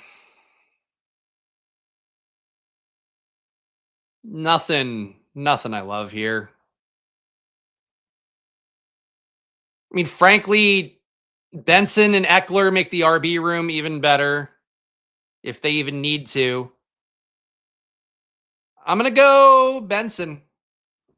Said it last draft. I like Trey Benson a lot. This room probably doesn't need a 5th RB, but I find it hard to not draft that volume there just because, who knows, maybe McCaffrey, Chase Brown get hurt. You want to be able to advance this team, I would hope, given the RB capital I've spent. But I probably should have taken a receiver. Receivers who do nothing for me. Kyle Williams, I hate as a click. I think he's going to be buried behind Pop Douglas for most of the year. If not the entire year. McMillan, I'm not crazy about unless it's after ADP by a good clip. Tillman, I'm okay with, but I don't think he's as good of a click as people think. He just spiked last year because of the Jameis effect mostly. You're not crazy about the spot. Interesting chat from Tim. I'll hit that in a sec here. Pull it up on screen. Teaser here for him to talk about after we make this click. Come on, Rothstein. Come on, Arnold Rothstein, you drug kingpin from the 1920s. Made life real hard on Nucky Thompson, if I'm going to know my Boardwalk Empire lore. He controlled the New York booze supply from the Prohibition days, that Arnold Rothstein. And he brought up Lucky Luciano, another famous gangster. We got Cam Ward here, third QB, because the fact that Caleb's not stacked up either, really do want to try to get him in. We have the bet on Tyjae, the bet on Calvin Ridley. So right now, 3 QB build, 5 receivers, 5 RBs, 1 tight end. I'll give it a read. We got Caleb Williams, because we got sniped on Brock Purdy, unfortunately. McCaffrey, Chase Brown. A receiver, Brian Thomas, Zay Flowers, Calvin Ridley. Tight end, Mark Andrews. Flex, we got Kyren Williams. Nice value on Juwan Jennings. Really think that he shouldn't be priced in the 80s for a holdout where he's going to be actually still showing up to camp. That's insane to me. Ricky Pearsall, Tyjae Spears, Trevor Lawrence, Trey Benson, Cam Ward. So definitely a starved receiver a little bit since that, I think, pretty hot run of soaking him up to the top 100. This team is a lot better than I thought it would be, taking the 3 RBs early. So I'm honestly floored by that because I never do this kind of build. 2 RBs in the top 4 rounds, I could do that. 3 is a lot for me. So to still get a receiver room I like with that, I am surprised. Pleased, like pleasantly surprised, but surprised. Shout out to Enoch. Yes, good old Nucky Enoch Thompson. A real guy, too, though not, probably didn't do the same things. And Margaret Schroeder would have been a juggalette. I don't think she would have been a... She was Irish. I don't think there's a lot. Are there a lot of Irish juggalos? I don't know. What wide receiver I'm most excited to see how they actually perform in week 17? Or week 1? Week 1, sorry. I was thinking week 17. Week 1 for receivers this year. That's a good, interesting call. For me, I think probably Malik Neighbors, because I think Malik Neighbors has a chance to be like special. I think he's got a chance to be a guy that gets like 35% target rate, is really efficient with it, breaks long touchdowns, gets red zone targets, even though he doesn't have the body to really be great at that. But he's a good enough athlete and he is aggressive enough to get there. But I'm curious to see how he does. I think Calvin Ridley, because of my love for Cam Ward, that's not really a week 1 bet in the same way, but I would be curious to see how that goes as well. Who else on the team? Deebo Samuel, I'm curious about. Garrett Wilson, it wouldn't shock me if he had some like massive outlier days very early in the season. But honestly, for me, I'm curious to just see everybody. Like, I'm very excited for football to exist again because, like, when you do these best ball drafts and you're like me and you prep from the moment the season ends to the, and while the season's still going on, basically, for the rookie stuff, for the pre-NFL draft stuff, I'm doing my prep there. Like, you basically are just building up to this, oh my God, Lazard at 176? Why even spend $20? You just give that money to charity and not the Chris Spags charity, which I'm also glad that guy's actively supporting. Trying to make it up a little at receiver because we've starved the beast for a while. Josh Palmer here, I think makes sense for me. Palmer really undervalued on DraftKings. I think the projection here, the ADP rather, is insane for what the projection should be. The fact that you get so much of a higher ADP on Underdog on half-point PPR really doesn't make sense because Josh Palmer is not going to be a touchdown hound. So the fact that he's this low on a PPR site, I don't think it makes sense. So Josh Palmer, if you need a receiver, him at pick 170, whatever, like an easy click. This draft will get tossed. DraftKings does not toss much from what I know. Hateful Huck, pleasant drafting with Chris. Thank you. Love to hear that. I hope it doesn't get removed. I hope so too. I mean, I hope I still get, even if they do kill the draft and credit me back, I hope I still get to keep the free entry would be what I'm hoping for out of this process. Hopefully I opted in beforehand. I'd be a real fucking idiot if I didn't opt in. So it would be on brand. Okay, I did opt in. I opted in. I'll get my free ticket. I might have to start doing some DK slow drafts if I'm going to get my volume up too. Something I got to think about here. Really? You've had 3 get tossed. That's crazy. I've not heard of anybody ever getting a DraftKings draft tossed.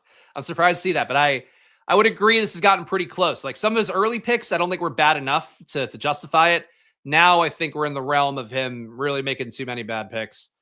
We want to add some PPR points on here at receiver. Much easier to do that on DraftKings, obviously because it's the site that's PPR than compared to Underdog. But I'm going to go Pop Douglas here. Again, didn't take Kyle Williams because Pop Douglas is the one, according to beat reporters, running ahead of him every single time out of the slot.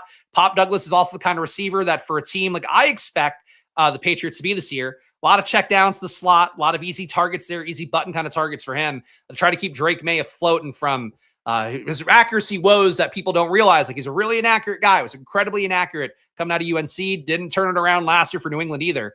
Pop Douglas should be a guy that helps him prop that up a little bit if the team is smart. And I think they're going to be ball conservative, if not actually smart. So Pop Douglas to me at pick 183. I think a nice click. Like getting these two guys. Melissa, you saved me from myself by taking Keenan Allen. He would have absolutely been one of my picks here because, again, he is your bailout button at receiver. But the fact that Palmer and Douglas lasted this long, I think just absorbing the risk for free agency, I probably would have had Keenan Allen behind these two guys anyway. So I'm cool with it. Pat Bryant here at 182 as well. Another guy who, again, on the half-point PPR sites, going a little bit higher, or has previously gone a little bit higher. On drafters, he goes incredibly high, which that makes sense to me because if Pat Bryant, if you're actually going to buy into the Michael Thomas comparisons that Sean Payton gave, then like Pat Bryant should be your PPR scam, would be your hope. I don't buy into it. I think Pat Bryant was a great target owner at Illinois, but I don't think he's going to be ready to do it in year one. Keenan Allen could be a literal big fat zero. That's hurtful. Show myself. I don't think he will be, though. That's still one of my bets. I will say, like, the one thing, and every year there's something that, even though I feel like I get smarter every year, I get sharper about just learning from the things that I felt like I did incorrectly the previous year, try to take the best parts, hone in on that more. Keenan Allen is my big exposure. Like, I'm off a ledge with Keenan Allen this year. I've got over 20% on every site. He's free. He's a perfect wide receiver 7. If he doesn't add anything for you, then cool. You've still got 6 receivers. But if he does add anything, he might be a guy that, like he did for me last year, he carried teams of mine down the playoff stretch, like leading up to it, through it, because he was putting up 20-point games, like with some regularity. That's what Keenan Allen can give you, especially on a PPR site. So I think he's still a great click. I think, especially if you're like me and you're willing to say, okay, if he doesn't play this year somehow, if I got this completely wrong, I'm willing to have a 17-man team on Underdog, a 19-man team on DraftKings. I think Keenan Allen is still a very important click. I don't think I'm alone in that. I've seen people talk about it on the content creator side across the industry, but the ADPs are still keeping Keenan Allen very low, and I don't know.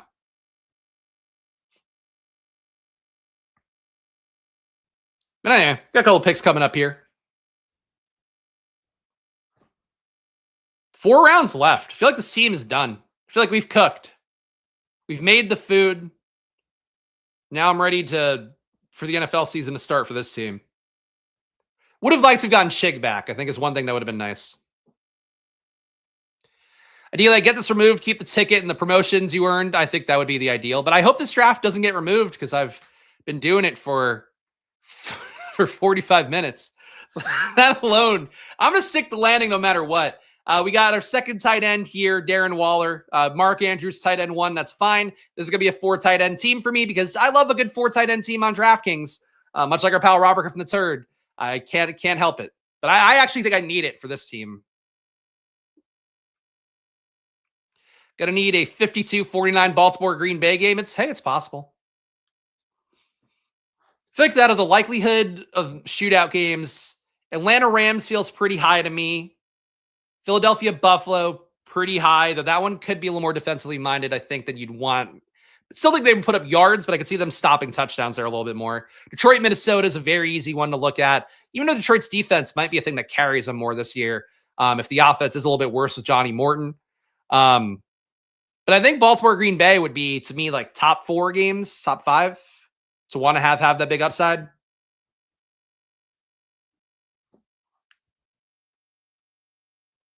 Jets, New England will be Fields rushing for 100, throwing for 200 kind of game, hopefully. All of which go to Garrett Wilson. If a draft's removed, the moron should lose fee and everyone else splits the funds. I think that'd be nice. It'd be nice to get some benefit for wasting your time if a draft gets thrown out. Well, we'll see. We'll see. Don't report this one though, guys. Don't tell DraftKings. Thank God it's not a partner stream. Otherwise, they know. I'm sure they'd run over and go, ah. We got Dyami Brown here. Again, just adding some more receiver bets on. That's fine. Need to focus on tight end, but I like Dyami Brown here. And we've still got 2 picks left, so I'll take some shitty tight ends. Don't worry. The Juwan Johnson going, running out of shitty tight ends to take. Give the team a read, though. Drafters going to be up next. I'm actually going to check the drafters room right now. So if you guys want to draft with me on there, let's see how many spots we have. Of course, deposit on drafters, drafters.com, promo code SPLASH. If you're not familiar, get in there. It's total points on there. So it's different than the pod luck sites like DraftKings, like Underdog. And it looks like there are 10 spots available in a drafters fast draft. So I'm going to be entering that right now. And there we go. 8 spots available. So please join that drafters draft. I'll show you the screen here so you know I'm not bluffing. Best Ball Championship main event, $500K to first place, the last leg of our quest to win $4.5 million. So join along on here if you can. We'll wait for this draft to wrap up. I feel like anxious about the amount of news that's going to come out next week. I feel anxious about the injuries that could occur. Really want to make it, especially because I've put in 90 BBM drafts already, more like 30 on DraftKings and drafters, because I want to have the flexibility to either go nuts in August or just kind of keep the pace as it is and get 50 to 75 in, and that's enough for me. But for Underdog, like I'm exposed now. Like I'm really like I've got more than half my entries in, made some pretty decent stands, nobody above 25%. But like if Tyjae Spears gets hurt on Underdog, I'm going to be boned. If Keenan Allen doesn't sign somewhere this year, I'm going to be boned. Darnell Mooney, if he sucks, gets hurt, I'll be boned. Really getting hurt. Marshawn Lloyd gets hurt in training camp, which we all know is a possibility. That won't help me out very much. I don't think I'd be boned, but it certainly wouldn't help like it did in last year. Speaking of Marshawn Lloyd hanging around, we got Ayumanor here, but I think we need to look at tight end first. Cole Kmet is a Chicago tight end, still getting paid $10 million a year. Maybe Loveland gets hurt again. We'll see. Should be healthy, though, for training camp. So if you're taking Loveland right now, you're taking him at, say, probably his lowest price point. But Cole Kmet, tight end 3 for me here. Swear one of Helm, Ferguson, Gadsden, or Fannin will be on the winner this year. If I had to make a pick out of that group, it would be Fannin, but I just don't like any Cleveland players because the QB situation is really hard to project. I don't think it's going to work out super well for anybody, would be my guess there at QB. Pickett showed a little bit. Felt like last year for there's a little bit of time that he started for Philadelphia. But I don't know. It feels like muck. Feels to me like not like Dallas. Like Dallas's situation, people like it. I get the reasons why people do. For Cleveland, though, it's like I just don't know what the upside really is. Like Jerome Ford's free. Like that's a positive, I think, for running back stuff. But Jerry Jeudy, you got to pay a real price tag for. Tillman is free-ish, and you did sort of see him spike last year. I just don't know that he's going to get fed that well. That'd be my worry, at least. I got to Ben Sinnott, my boy Ben Sinnott. Maybe there's hope for you yet, but probably not. Noah Gray rounding out the room here, tight end 4. Really not a great tight end room, despite taking 4, but that's why you take 4, because you don't feel great about the tight end room. We got Caleb Williams at QB, really only stacked up with Cole Kmet. But we do have the Week 17 correlation with all the Niners because we got sniped on Brock Purdy. That's you hurt people. Christian McCaffrey, Chase Brown at RB, a wide receiver, Brian Thomas Jr., Zay Flowers, Calvin Ridley. Really love this wide receiver room for taking 3 RBs up top. Mark Andrews, our lead tight end. Kyren Williams, our lead flex, it seems. Juwan Jennings, Ricky Pearsall getting discounts on these guys made me feel so much better at wide receiver than I think I deserved with taking the RBs early. Tyjae Spears, Trevor Lawrence, Trey Benson, Cam Ward. So 3 QBs all stacked up, though did not do a great job with bringbacks for this one. Josh Palmer, Pop Douglas, Darren Waller, Dyami Brown, Cole Kmet, Noah Gray. So our 4 tight ends are Mark Andrews, Darren Waller, Cole Kmet, Noah Gray. I think that works. Could have been a little bit better, probably, if I didn't starve tight end too much. But frankly, again, for a 3 RB start, I think that team pops. All right, 4 spots left on Drafters, guys. So please show some love if you can. Join on Drafters right now. If you're not on Drafters yet, go check it out. Drafters.com, promo code SPLASH on there gets you $100 deposit match. Same thing on the Drafters app as well. But download the Drafters app, use Drafters.com, go play on Drafters because it's a great site to play on, and not enough people are playing on it. They get things like the room taking a little bit too long to fill. That makes people not get enough drafts in. I'll say one of the sharpest guys in the community, our guy Nolan, you see in chat a lot. He got in his 150 bright and early on Drafters, took advantage of the early bird special they had where you got extra cash back for maxing it out. That's the smart way to do it. That's what a smart gambler would do. And that's it, not to use Nolan, sorry for you making you my ad read here. But that's what you should be trying to do if you have the resources to do it. And frankly, if you don't have the resources, they have their mini championship as well. Just $3 entry fee and $25K to first place. So good stuff going on Drafters. Check it out. 4 spots left in here. And I'm going to take a sip of water. I've now hoarded so much. I've deep-throated Drafters that I need to lubricate. I need to lubricate my instrument here. 3 spots left. Don't be afraid. Don't be scared. Shout out Nickel. I'm just starting my drafts tonight. Long time no see. Let's take one down this year. What time are you streaming so I don't miss one moving forward? I would hit the notification bell, but usually going at 12 p.m. on Tuesday and Friday, hitting all the sites in one burst. I'm going to be doing the morning videos as well, which are not going to be draft videos, but going to be more news focused. But that's that. I don't really check lineups out. I guess let's look at Andrew's lineup here. I'll be nice because Andrew did just join. I do appreciate the support, though I think he got a membership from our guy Meat Gazer. But let's see. Puka Nacua, Bucky, actually, let me look at the team view for Drewster here. So he's got Bo Nix, Bucky Irving, Breece Hall. Like Bucky, Breece, I think depends where you got him in ADP, but I'm not going to see that part here. Puka Nacua, Devontae Adams, so Rams double, Cortland Sutton, Evan Ingram, nice balance here, nice stacking. Debo, like him as a wide receiver 4, I think that's a good click. Jalen Warren, yeah, it's a pretty good RB3. Tyron Tracy, yeah, it's a well-balanced team. Took Jerome Ford, not a crazy ADP. Got Wicks in round 20, got Higbee. You took a lot of guys I like. Slayton, Lockett, Higbee, Wicks, all guys late in a draft that I think are more valid than people realize. Lack of week 17 correlation, I would say, would be my critique for you. If you're taking Rams, really want to try to get some Atlanta there. You're taking Denver, want to get some KC there. You want to give yourself some chance to capture the big game environment, but you did a good job. Thank you for telling me to lube it up. Shout out Nickel. Welcome to the family, Nickel. Thanks for joining here. Join the Discord too. If you are a member here on the YouTube channel, you do get access to the Discord as part of that. So it's really the biggest value add we have. I'm in there all the time. That's basically the main way I talk to guys in the community and in general. So where my news updates will be as well throughout this next 6-week window of things. But we are days until 9/4. You got 48 days left until NFL kickoff day, guys. So now's the time to get in, start doing some drafts if you can, including this one on Drafters. We got 2 spots left still. I'll throw the football. Won't drop it either. No drops. The spirals are weak because their ceiling is low. 1 spot left. Oh, one-hander. We still got it. There we go.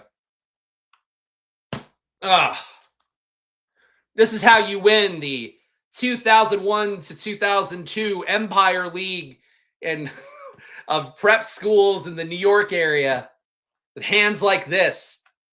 It only caught 1 pass my senior year.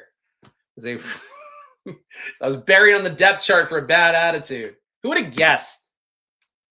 Nobody.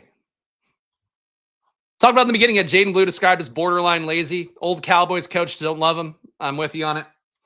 Yeah, Jaden Blue, look, great athlete to me. Still another guy in this RB class that starting to feel kind of cursed. I don't know if you guys are going to feel this way, but I feel like because I really took my stand kind of against this RB class being like, people are like, every guy's going to be a starter. They're all going to squeeze out the vets. Maybe that happens year 2, year 3, because you have a lot of, I think, competent athletic backs that have something to offer.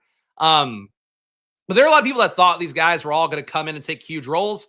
And it would be kind of funny if like, it's just Genty having an okay role, Hampton having a pretty good role, and that's it.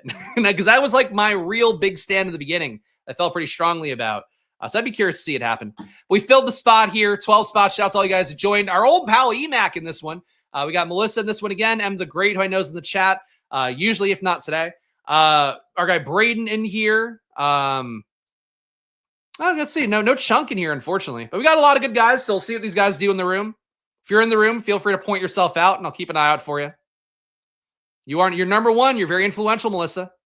Kevin MacArthur here. Okay, so you got the Home Alone name.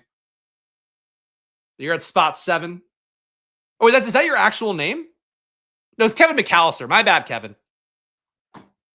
Thought you were using a pseudonym. Yeah, I'm the great here. I know you here. I know you're in these rooms. No drafters for Andrew and not in a drafter state, or are you just not playing it?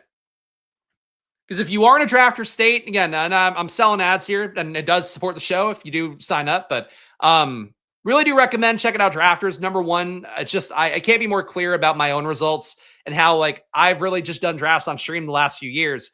So we've gotten as big of a payouts as I have. Like I've pulled in like over about 10K. Again, not like sponsor money, that's separate from that. But pulled in 10K of like winnings from drafters in the last few years. And that's been putting in legitimately between the various years, definitely less than 100 entries. Like, and I'm not, I should put in more. It's just, it's a matter of time and bankroll and all that.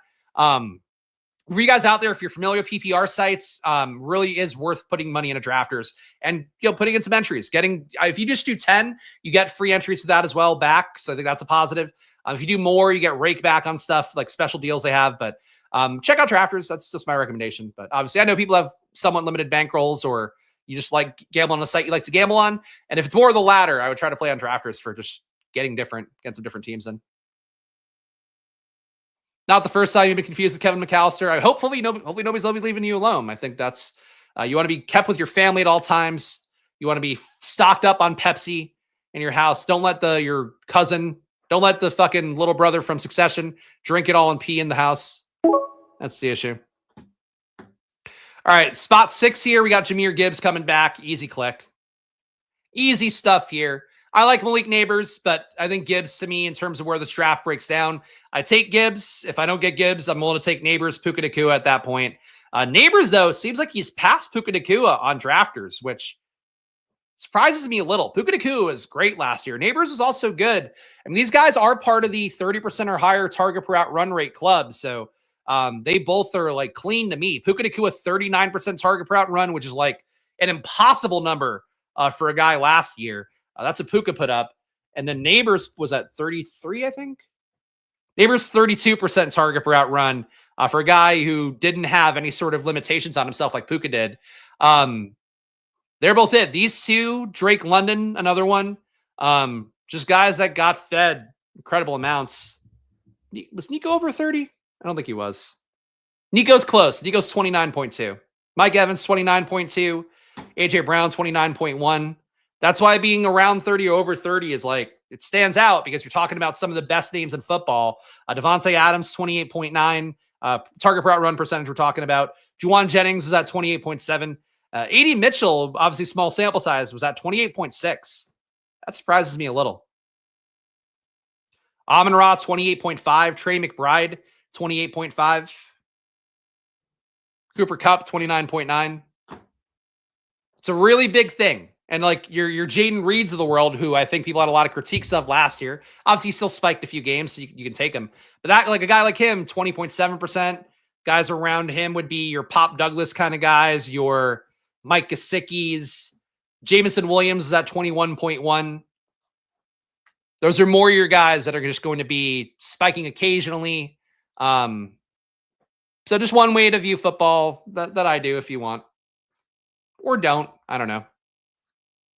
McCaffrey comes all the way back to 16 here because this guy's going nuts. A Genti Kyren start, reaching for Kyren 20 spots early. He might have gotten Kyren back at 35. That's a really bad decision by him. We got Derrick Henry all the way back. I'm just going to scoop this. Just out of curiosity, because I do think it'll be similar. Let's see on this combo site, combinatorial ownership. Henry Gibbs teams 0.4% of the time on DraftKings. Okay. I like that start. Just drafted 0 Rice out of 190 teams. Guess I'll start taking him around 5 or 6. I am also low on Rashee Rice, so I'm with you on it. In BBM right now, I've got 2.2% Rashee Rice. On drafters, let's see. Drafters. 7% Rasheed, so I'm with that one. I did take him lower, though. I took him at 30, so I feel okay about that. But yeah, Rasheed Rice, like, if he's going to fall to the 4-5, take him there. That's where, but, keep in mind the field will still be getting, like, what, half the field's entries will still have Rasheed Rice at that price tag. But I said to me, pick 40 to 50 feels about right. I think when you absorb the fact that, like, he's going to kill your projection for, I think, 4 weeks, but let's say 4 to 6 weeks. But he'll still have the huge upside in the playoffs. For drafters, though, the total points format a little bit spottier than the pod formats. Because basically for Rasheed Rice, it's like you want access to this guy that has a massive ceiling theoretically. Denver KC in week 17 could be the lights out game, ton of points that go the Rasheed Rice's way. That's sort of the expectation you could have if you're taking him. I get it more in a pod format. For total points, it's like you got to have a good team around him to absorb the fact that, he'll be missed. Most of my Rice is around pick 30 as well, 13% BBM. Yeah, like I think the people who are reaching for him a little bit are going to be the ones that feel the worst, but I can't blame him. Like I think he was a valid enough click. I had different reasons for not taking him. It wasn't the suspension risk, but frankly, that was probably underplayed by some of the guys. I'm going to go elite tight end here. I just feel like getting Trey McBride at this point at pick 30 still feels pretty good to me. At this point, I've starved receiver enough anyway that I'm just going to be hitting receiver for 5 rounds before pick 100. But a Gibbs Henry Trey McBride start, I think, gives me some of the best running backs in football. I would say the best target tight end in football. I think Bowers is more talented, but McBride's role, I just think it's going to be a little bit better in the touchdown equity. I expect to be a little bit better as well. So again, I'm an RB Piggy. I've abandoned everything that I used to do on stream. I fully get it. Still usually have enough receiver capital, I feel like, overall, but this is it. I'm an RB Piggy. I'm a tight end Piggy. I'm spitting in wide receivers' faces left and right. And I still respect and love receivers.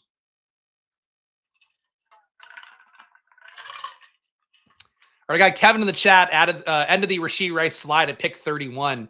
Been curious to see how much he falls, but because I think he might have come back to 42, but I guess he didn't want to risk that. It's hard to make that price when he's on the way down.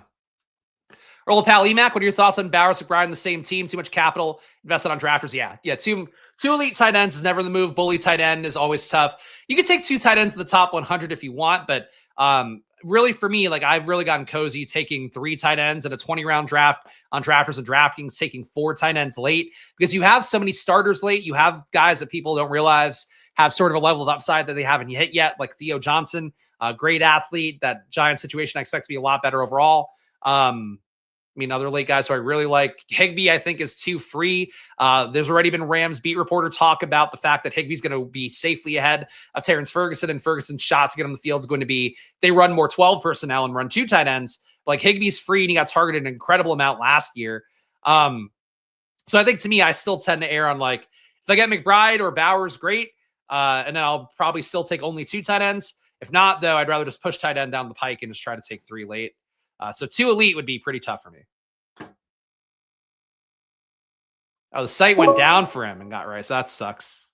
That's a tough one. Feel bad for our guy Kevin, who is, I believe, Louisiana Lightning here. We got DJ Moore, Xavier Worthy here. Xavier Worthy going the opposite way, coming up a little bit. DJ Moore, though, a player I've not taken a lot of lately, and I still think he's an okay bet, even though I've soured on him a little. My big concern for DJ Moore is that there's a shot Luther Burden does what he does and does it better. But Luther Burden is a guy who is, I don't believe he hasn't signed his contract yet. I don't think. I'm sure that's the case because these guys have been signing faster lately.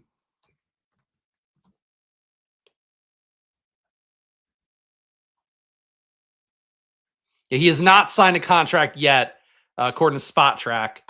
So for Luther Burden, what he should do best is be kind of a low ADOT slot target kind of guy, catches a screen, does something with it, which is basically the way that DJ Moore got used a lot last year. And granted, we have a changing and coaching staff there. DJ Moore could theoretically come in and be Amon-Ra St. Brown, even though a lot of his talk has been like, I don't know what my role is going to be. Like blah, blah, blah. And they've already had to scold him about the stuff from last year because he was doing it again, I guess, in practice about pouting on the sidelines, things like that, pouting while on the field. it just seems like Rome Odunze is being set up to be the wide receiver one there. And I think similarly, if Burden is good, he's an elite after catch guy. Like, I think he's got a lot of flaws. I don't think he was great in terms of earning targets. You definitely not a 30% guy in college in terms of target per out run, but he avoided tackles at like a 60% clip when he had the ball in his hands. If you give him DJ Moore targets, he might be better with them. So that's my fear for DJ Moore. But today I'm taking him. So we'll lean into the positives. He's been a guy who's been good for years. You know, that's a positive. All right. Pick coming up here. I think let's make the Detroit bet with JMO.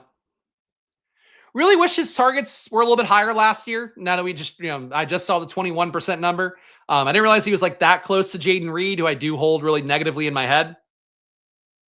But JMO's gotten pretty much the best coach speak out of anybody on the team, I feel like, throughout the offseason, with him apparently looking better, according to Dan Campbell over there. I almost said Dan Quinn. Dan Campbell over there. Also a player that, really just based on the trajectory of his career, where he had some time off for the gambling stuff, for the injuries. Now he should be rounding into what his ceiling is this year, would be my thought. And you also have the hope here, Johnny Morton coming in, that maybe it leads to targets flattening out a little bit between Amon-Ra and JMO. So I like JMO a lot. I think maybe, I think I might like him a little bit more than the market does if he's going at 54. I thought he was going to rise to like the mid 40s, but seems like the wide receiver twos have all kind of started to settle in here around 50. You got Waddle going here, Pickens going here, JMO going here, Devontae going here. Do I have JMO's college numbers? No. Don't think so. Because that was the 2023 class. Because I redid the way I did my sheets a couple of years ago. Let's see. Where's your college data? Wait, wasn't JMO in 2023?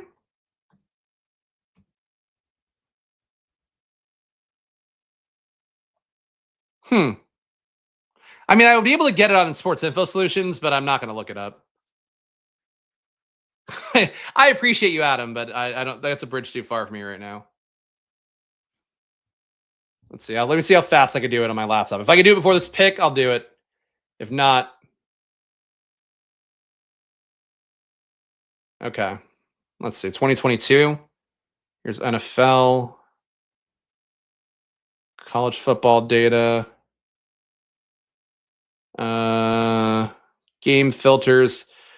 Fuck, I always like fall for these traps where like one person in the chat cares about something and I let the entire stream die because I also get curious about it. And, and it's not what I should do as a content creator, but it is what it is. All right, where's the year filters? Oh, here we go. All right, 2022. Smith. Receiving. Is it part of streaming? I feel like a good streamer just like has points to make and he just keep making good points. I've got Chris Godwin here, Jerry Jeudy here, who I don't like, Deebo Samuel, who I do like a decent amount. I'm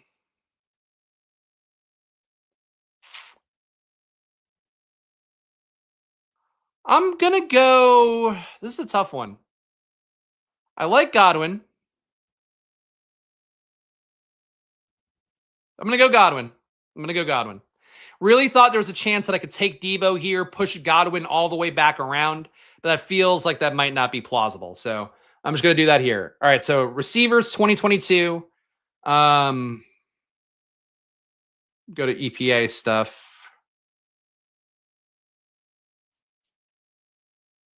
It's a slow load because I presume it's pulling it off the database only for me because nobody else is looking at 2022 data right now. Come on. The SIS is jamming up at the 2022 data. I don't know why. Literally the tab is frozen for me. This is what I tried. What's happened? I tried to do something nice for Adam, and my computer's like, "Why? Why that guy?" And I think the computer's right. Like, what do you even want me to look up? Why am I doing this? Is the other question. Straight up, it's not loading for me right now. So I give up. Give them the latest slow load tonight. There we go. Remember being explosive for Bama, but not like crazy targets. I mean, okay, I think that's probably correct. That sounds like it would be true in my head. I'm trying to load this. It's taking fucking forever. And if I click a thing, it like locks up. I don't know what the fuck's going on here. SIS never works this poorly. But I also never check old data, so that might be why. All right, let's see. Jameson Williams is not on the charts here. Let me see if he's on this.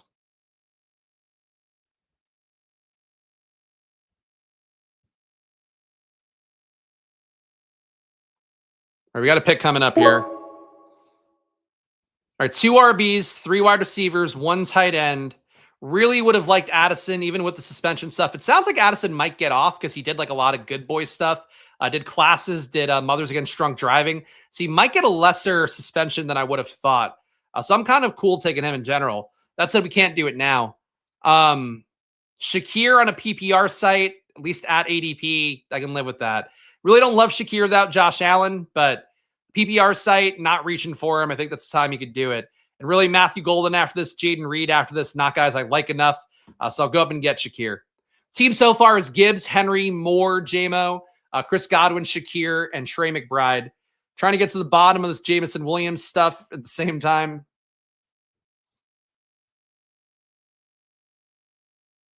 JMO not on 2022 stats. Right? Just making sure I got it right. Was he also hurt in 2022? Because like if he doesn't have a qualifying amount of routes, that'd be the only reason he's not in here. He was drafted, so okay, so that's why. So it should be 2021 then, motherfucker. You're fucking killing me. Thankfully, the views are hanging out. I appreciate all you guys who hang out while I do these really esoteric things that intrigue me too. I have to do math too. I'm gonna have to do his targets divided by routes to figure it out. Like getting the bottoms. There you go. All right. Zay Flowers. Yeah, I definitely had a sheet at some point with all these guys on it. All right, Jameson Williams had 120 targets on 444 routes run. 27% target per route run. That's better than I would have thought. I would have thought he was hovering around low 20s to mid 20s. And you said Mechie's in that same class. Mechie had 130 on 441. So Mechie got targeted more. Yeah, Mechie had a 30% target per route run. Rounding up. So yeah, that was that team. But either way, decent target earning for JMO. I mean, again, like if it's this high in college, it should come down to like here in the pros naturally. So 27 to 21, that's probably a reasonable fall off. We've got Kyler Murray here. I think he's a decent click at this point. RB, I mean, Pacheco would be a value. I really don't like Pacheco. Pacheco was so bad last year that I really can't get over it in my head. Like Pacheco having under a 10% avoided tackle rate for a guy who should be both a power back and have some lateral quickness, really awful to me. But I don't know. I think for Pacheco, I probably need to click him a little bit more because the Chiefs really do have one of the higher team totals, like overall average wise. I think they're applied for like 24.3 or something per game this year. But it's like they're going to give him a shot. I think that's the thing is like Pacheco was so bad. I agree with Spurious News. So bad, but he should still get some run. The thing is like they brought in so many guys now where you're bringing Hunt back. You do have Brashard Smith, who I don't really believe in. Elijah Mitchell, I do believe in. I think he's incredibly talented. He just can't be healthy. But so it's hard to click him, but also like I think he can upset a backfield a little bit. It's Pacheco. I mean, Pacheco's numbers, I'll read them off here a little. So Pacheco, 14 intended touches a game. That's certainly not good, but part of that impacted by him giving up a lot of work to Kareem Hunt when he was able to get back out there. Negative 0.08 EPA per rush, negative 0.09 EPA per pass. If the back is good, you could overlook bad EPA numbers, but he wasn't good. He also had, actually, it's even worse than I remembered, a 5% avoided tackle rate, 4.8% if we're going to be accurate to the decimal. Kareem Hunt, who also sucks and has no juice, 5.5% avoided tackle rate for him. And Hunt got 3.5 red zone rushes, 0.8 red zone targets a game, so 4.3 red zone ops a game. Pacheco got 1.4 rushes and no targets. Pacheco might be going the wrong way. Hard to say. I'm going to keep trying to add some good QBs on here because the total points format, I think, though, I like Baker. Should get one of Baker or Goff back. I think Baker makes his team better. I'm going to go Baker here. Kyler Murray, Baker Mayfield, still only 2 RBs because we have Gibbs and Derrick Henry, who should hopefully carry a lot of water for us. At receiver, we have DJ Moore, Jamison Williams, Chris Godwin, Khalil Shakir, and then Trey McBride, our tight end. So the stack right now is Kyler and Baker with Godwin and McBride.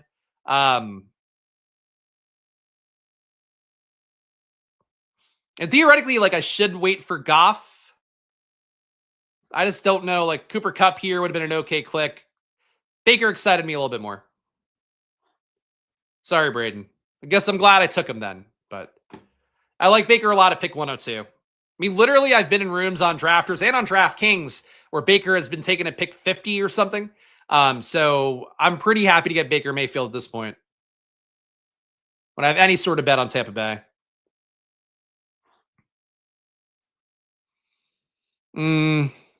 Where's the dog named Kitty? Kitty is not in the room with me right now, unfortunately. She's honestly she's fine in the room, but she also like lays on me and makes me hotter, which I really don't need with it being like 90 in Philly every day lately.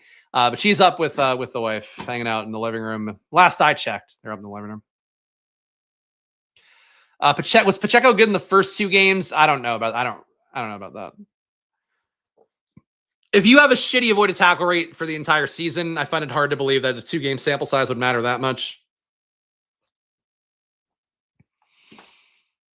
But yeah, he got hurt. If you want to give him cover, he did get hurt. You can see also in this range, I always pointed out, because it is important to note, QB going hot and heavy at this point. Everybody really hustling for QBs. Guys like Braden, who wanted to get Baker Mayfield out, he then goes to his secondary stack with Brock Purdy. That's sort of how it goes. Actually, did you even? Yeah, you got Jennings. That's sort of how it goes for the most part in all these rooms right now. So really be mindful of QB. If you need to get a QB in that range, if you have 0 QBs going through this point, and you're not like me and you're not comfortable going in with a Michael Penix, Cam Ward, Bryce Young kind of room, make sure you're getting at least 1 QB in this range if you can. If you don't have an elite QB. If you do have an elite QB, people are probably overdrafting elite QB plus this QB range, but that's fine. Baker made it wiggle. Okay. That's what we want to hear. Is it just me to seem like Kate Otton's going too late? Nah. If you add an Egbuka and people think Egbuka is going to be good, I still think it's hard to imagine him playing alongside Chris Godwin, just how those guys should be purely slot. But, you know, if people believe that, then that's a lot of production going to the pass game. The run game with Bucky should also be taking a leap based on ADPs. So I think it's appropriate. This is a tough spot for me. I think we need another RB at this point. Obviously, love Tyjae. Bateman, though, absolutely a tier break at receiver, so I'm just going to do that. Again, I feel like Gibbs and Henry. I paid the price for them. I think they're both really good backs. Guys who both outperformed everything I would have hoped for them last year. For Gibbs, give you guys some numbers. Now that you know Jahmyr Gibbs at this point, you might not be ready for best ball. The positive EPAs in both passing and rushing, which is always a positive for me to see from a running back at volume. 18.4 intended touches a game, obviously a little bit inflated by the time without David Montgomery, but he was still getting regular work even when he was in. 3.2 red zone rushes and 0.8 red zone targets a game. So he's over 4 red zone ops a game last year. That's definitely a threshold for me that feels important. And avoided tackle rate of 21%. So plenty shifty. That's what you're getting from Jahmyr Gibbs. He fits every possible note that I could want, and you shouldn't be surprised by that, but I'll just say it out loud. For Derrick Henry, you can make the case that he was even better than Jahmyr Gibbs in a lot of metrics. 0.1 EPA per rush, 0.26 EPA per pass, 20.3% avoided tackle rate. So for a gigantic man to have an avoided tackle rate that's basically 1% less than Jahmyr Gibbs, that's pretty crazy. And Derrick Henry did that at over 30. He also got overall 3.6 intended red zone opportunities a game. So less than Gibbs, but still plenty enough. Derrick Henry was really like a revelation last year. The way that both he and Saquon played, they're just like easy clicks, and people are finding reasons to not click them. And, frankly, I did the same thing in previous years, but also like Saquon wasn't as good on the Giants as he was last year for Philadelphia. Derrick Henry wasn't as good on Tennessee as he was last year for Baltimore. You're seeing their apex because they're now on teams that are building around them and also really good. Gibbs, same thing as well. So normally would not want 2 RBs at this point through 125 picks, but I think with these 2, we can make it work. Gibbs could be 101 next year very easily. I agree with that. Absolutely could be. Theo Johnson going too late. I agree with that. He's a great athlete, and the Giants should be better. No matter who's at QB for them, the Giants should be better. All right, we got our 5 receivers in. Jaden Blue, Javonte Williams. We're not going to take lazy-ass Jaden Blue. We got the Detroit bet, though. We'll go Jared Goff here. So 3 QBs. 2 of them have week 8 buys. Part of what I realized was that was going to be the case. So I didn't say it out loud. That's why I took Baker Mayfield. I wanted to get Goff back as well, and I did pull that off. So 3 QBs, 2 RBs with Gibbs and Henry. At receiver, we have DJ Moore, Jameson Williams, Chris Godwin, Khalil Shakir, Rashad Bateman, and then a tight end, Trey McBride, our elite tight end. So everybody's stacked up here. Goff's got a double stack with Gibbs and JMO, and I'm happy. You may not be able to tell. I don't show it well, but I'm happy with the team. Weird build. We'll fully admit it's a weird build. But I don't really think I need any RBs in this range to make up this room. I think I can just add 3 guys later or, coming up soon and later. And with Gibbs and Henry, this team either lives or dies by Gibbs and Henry anyway. So that's fine. But yeah, I think this is a really good take by Adam, though. Gibbs could easily be it because, people love Gibbs. People right now, I feel like, want to take Gibbs over Saquon because Gibbs is like the new shiny toy. And, he was good enough last year, even when Montgomery was in. If Montgomery gets hurt, we're probably seeing unlimited ceiling from Gibbs. And frankly, too, Gibbs fits the kind of RB that I feel like when I was playing redraft with my friends in, our high school league that went on forever. Now we're fucking 20 years removed from high school, so it's not going on anymore. But a lot of those times, I feel like I would never get the Chris Johnson back, the Alvin Kamara back. I always wanted to have that 50-yard explosive play guy, but it was never the way my teams worked out. I think a lot of people feel that way in general in best ball and in fantasy football, where it's Gibbs is really your guy here that out of all the guys up top, maybe Genty, I would hope Genty can do it, but he's going to be your one that you see on red zone over and over again, breaking a 40-yard, 50-yard run. People just want to have that. So I agree pretty aggressively that Gibbs could easily be 101. And if Montgomery is off the team, especially it'll be wheels up for Montgomery or for Gibbs rather without Montgomery. So I actually, this room's working out pretty well for me. I was thinking about doing Javonte with that last pick. Instead took Goff, which I think was the right move. Javonte came back. So now I'm really sure it was the right move. Javonte Williams, RB3 here. It's absolutely the clown meme with the soldiers where we have Gibbs, Henry, and then Javonte Williams behind them looking like an asshole. But he is still got a good shot to be a bell cow back for a team that I expect to run a lot, even if people think they're going to pass endlessly. So this is our Drafters team so far. Again, guys, play on Drafters. Use that promo code SPLASH, drafters.com, Drafters app as well in the App Store. But check it out. Really a good site. Company that always has been very kind to me. And frankly, can't say that about every company out there, whether I deserve it or not. But I think I usually have it on a company level. And I think Drafters is really good. And frankly, too, they care about the community. When I give feedback on stuff, mention the reload bonus stuff that people were asking about. Right away, Zach, one of the co-founders there, was yeah, let's find a way to do that. A couple other partners would like to do that for their communities as well. It's really nice working with them because they hear you. They're small enough as well where they're nimble about stuff. There isn't 10 different people doing the same job incompetently as there are in some other sites out there. So that's really the stuff that I like the most about Drafters, in addition to the fact that I've won money. They pay me to do streams and I've won a lot of money doing them. So it really, for me, is great. But for you guys out there, if you're putting in entries, I think you'll do well. I think if you're a good drafter, if you know what you're doing, if you're keeping up with news, you understand structure, I think you'll do well on Drafters. Would be my hope for you. And if you don't, tell me and I'll go shucks. I'll go trats. That's a bummer. But I think you guys will do well on Drafters. Melissa totally effed up. Didn't look at the buys on your QBs. So what do you got? Burrow and Cam Ward. Maybe you got to add on a third. The total points format, you can always survive. We got Eckler here to prop up our RB projection, and we'll do that. Easy game when you got Jahmyr Gibbs and Derrick Henry. But we're adding guys at this point. Week 17 correlation between Williams and Eckler, I don't really care about, obviously. On a total points format, it doesn't matter that much, even though it could be a tiebreaker if you want, because getting that boost of points in week 17 can help you vault a lot of spots off the board in total points. So something to keep in mind. Week 17 matters a lot more for the pod format sites, but you can still keep an eye on it if you want. But really for Eckler, I think he's a nice little break here at RB where Jalen Wright, you told me his weekly projection, I would guess probably 5 points.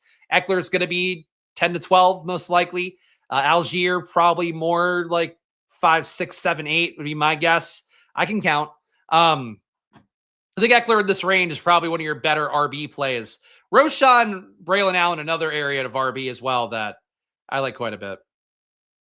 But we really don't have to make up a ton at RB. This is what we're, love this team. Really, this team came easy. On the bright side, Melissa does have 16 weeks of 2 QBs. That's true. Meanwhile, I've got all my guys aligned perfectly here. With Kyler, Baker Mayfield, Jared Goff. Feels like a really potent 3 QB room. I think we're getting 20 points in that room most weeks, I would hope. Frankly, my fear for this team would be that if Kyler doesn't run more than last year, that Baker Mayfield ends up being the one who scores the points the most for this team. But nonetheless, I like it. Definitely need to get some more in at receiver. RB, I could probably take a break on if I want. Tight end can wait a little bit longer. And now we're all caught up.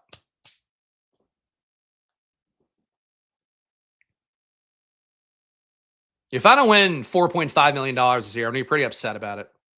I think I've built teams that perfectly deserve it here on stream. It's got to take it in the whole clock here. Really forcing me to slow down.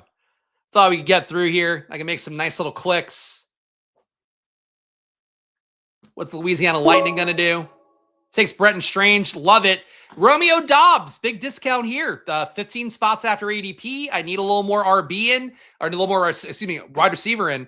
We got Bateman before, so another mini week 17 correlation here. Not that we need it. But, doesn't hurt.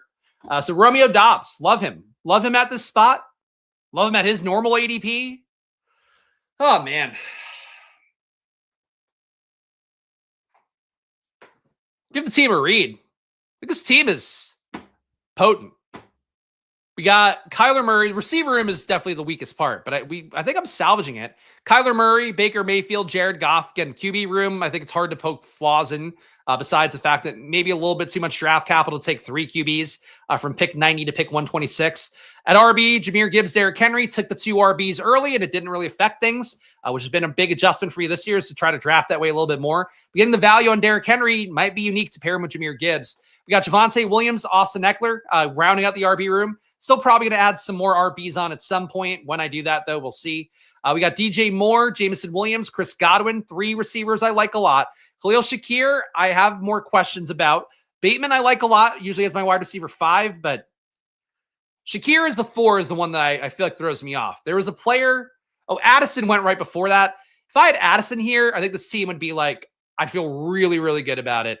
With Shakir here, I don't love him, but a PPR play, he's going to give me 10 to 15 point weeks enough PPR-wise, I think. So I can live with him.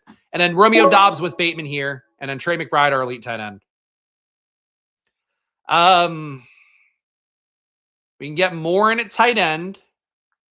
I can also strengthen the RB a little bit more, and I'm going to do that. Braylon Allen, come on down. Braylon Allen will be taking work away from Breece Hall. I mean, that's already what the reports are. Breece Hall still going to be mostly the guy getting third down work.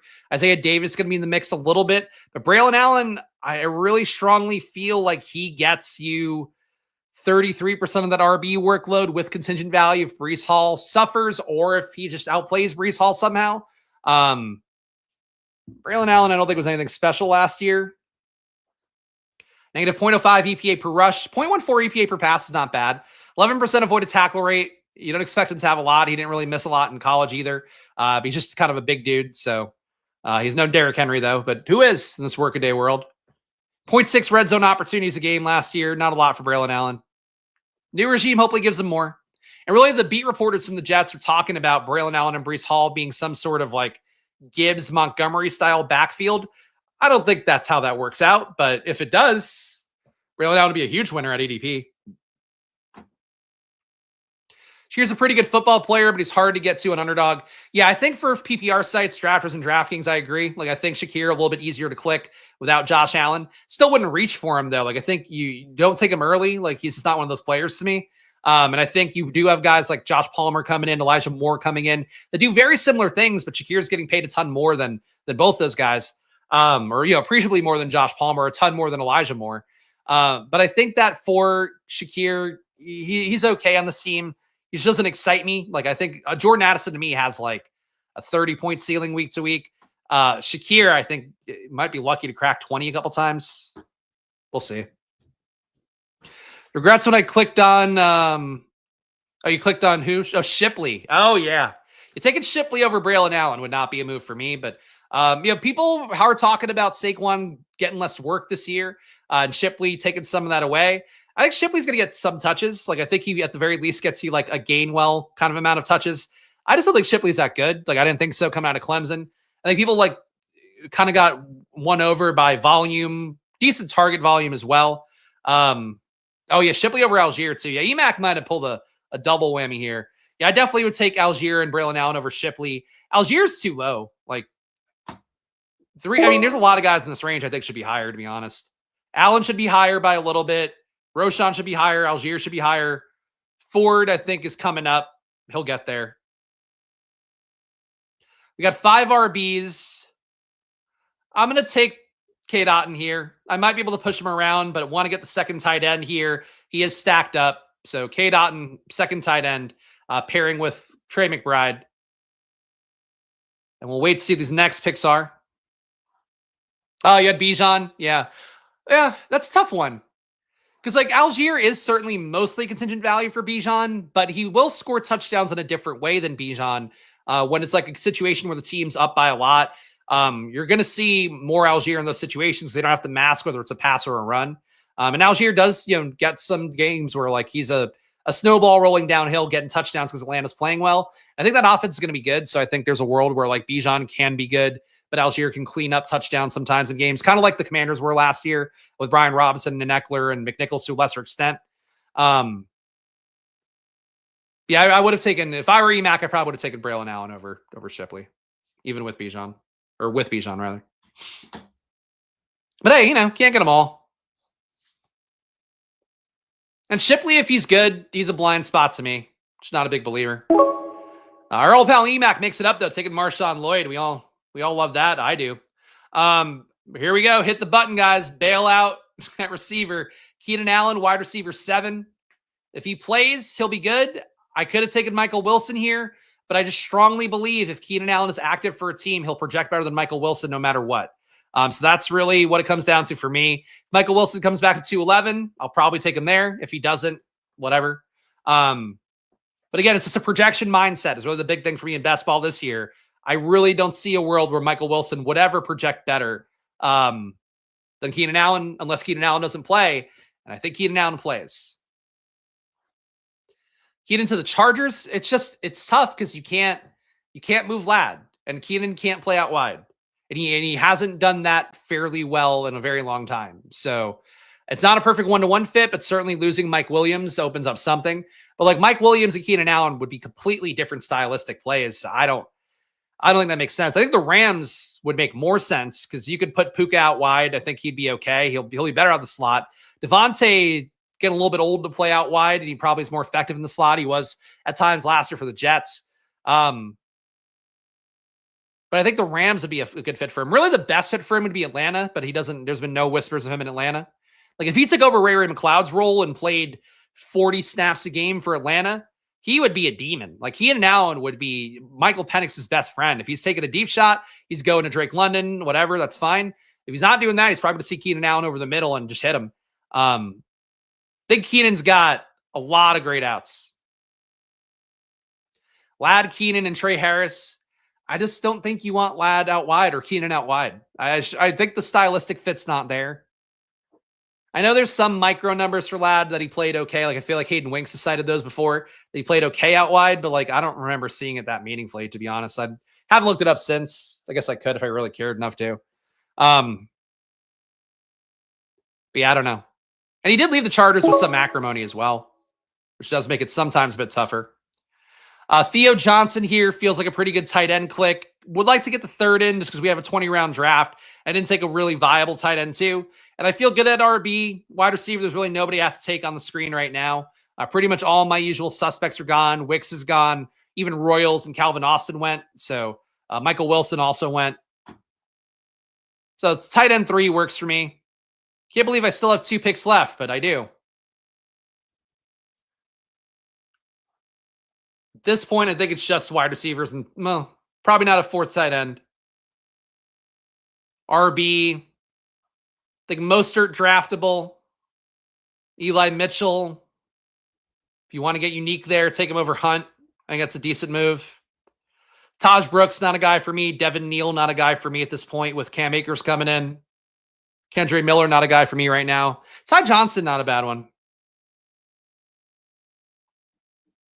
I'm just naming guys here because we got time.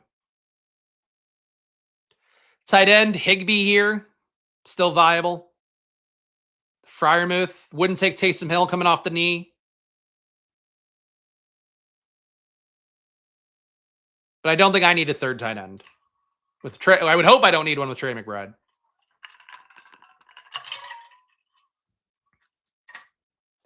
I think what you're going to get for the Chargers is going to be, you're going to get Ladd in the slot, Trey Harris or Quentin Johnson out wide, and then 2 tight ends a lot with Disley and Conklin would be my guess.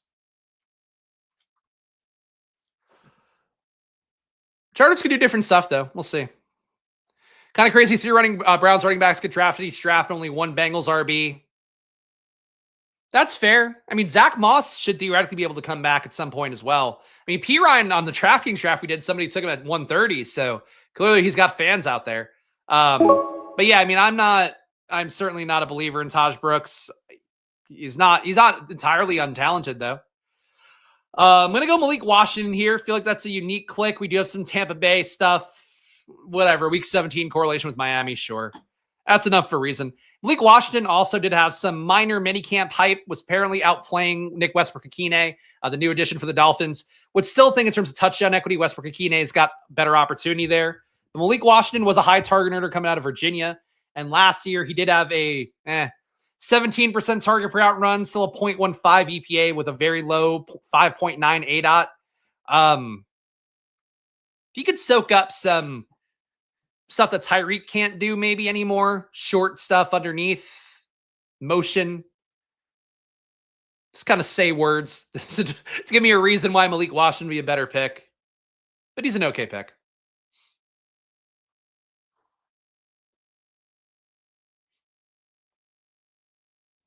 Messing up the bye weeks on QBs hurts a little more on drafters. Good way to get unique in pods. That's true. If you're going to afford to give up 20 points, which yeah, most teams can if your team's good enough to advance. Definitely a unique thing to take 2 QBs from the same bye week because people don't do that. They will almost always tack on a 3rd QB. And you probably should if you can, but if it doesn't work out, you can definitely fly with 2 QBs in the same bye. Drafters, though, you lose a little bit of that micro edge you need of just getting any QB points at all the entire time. But people have won on drafters with, I think, having the QB be hurt down the home stretch. At least a couple of years ago, it's probably harder to win each year in best ball. So you're probably not as likely to have that happen now. But I remember a couple of years ago, it actually might have been Adam in the chat who pointed out, but it was somebody like Adam, if not. Jalen Hurts won on drafters a couple of years ago when he missed week 16 and week 17. And that was the guy's only QB left. So it can happen even on drafters. You get through with only with missing 1 week of points, if not multiple at QB. You gotta have the nuts around it though, but any of this shit you gotta have the nuts anyway, so what does it matter? Guys, we got one pick left. I'm going to give some plugs right now. Please do subscribe, hit the like button, leave a comment. Also glad to see a bunch of people joining here, but please make sure you join the channel. Number one, it supports the show. Number two, gets you access to our Discord where, again, no gay slurs there, just good times. Talk about football, talk about the news stuff. Really, if there's any take I have, I drop it in there that I think can add value to you guys. Not trying to overload the channels with a bunch of shit. You also have feeds, too, for all the football news, basketball news. I try to keep those. I actually pay for software so we get that stuff in a timely fashion. So, good things being added there. I'll also be putting in my news blurbs at some point, or I already do it now, but I'm going to do like a document that you guys get access to as part of the membership. So check it out. Join if you can. Does support the show, and I think we'll add value to you guys, I would hope. All right, we got really nothing too exciting here. I think this feels like a Tesla team to me if he's available. Why is he crossed out? What did he do to get crossed out? He's not available, but I could still draft him? That's stupid. All right, Tyler Lockett. I thought that was it. What the fuck happened here? Okay. Tyler Lockett's the pick. Okay, who took Tesla? Okay, Tesla went here. That's so weird. I've not seen it display that way before that I can recall, where I still had the draft button, but the name was crossed out. So final team here. We took Lockett instead of Tesla. A 3-5-9-3.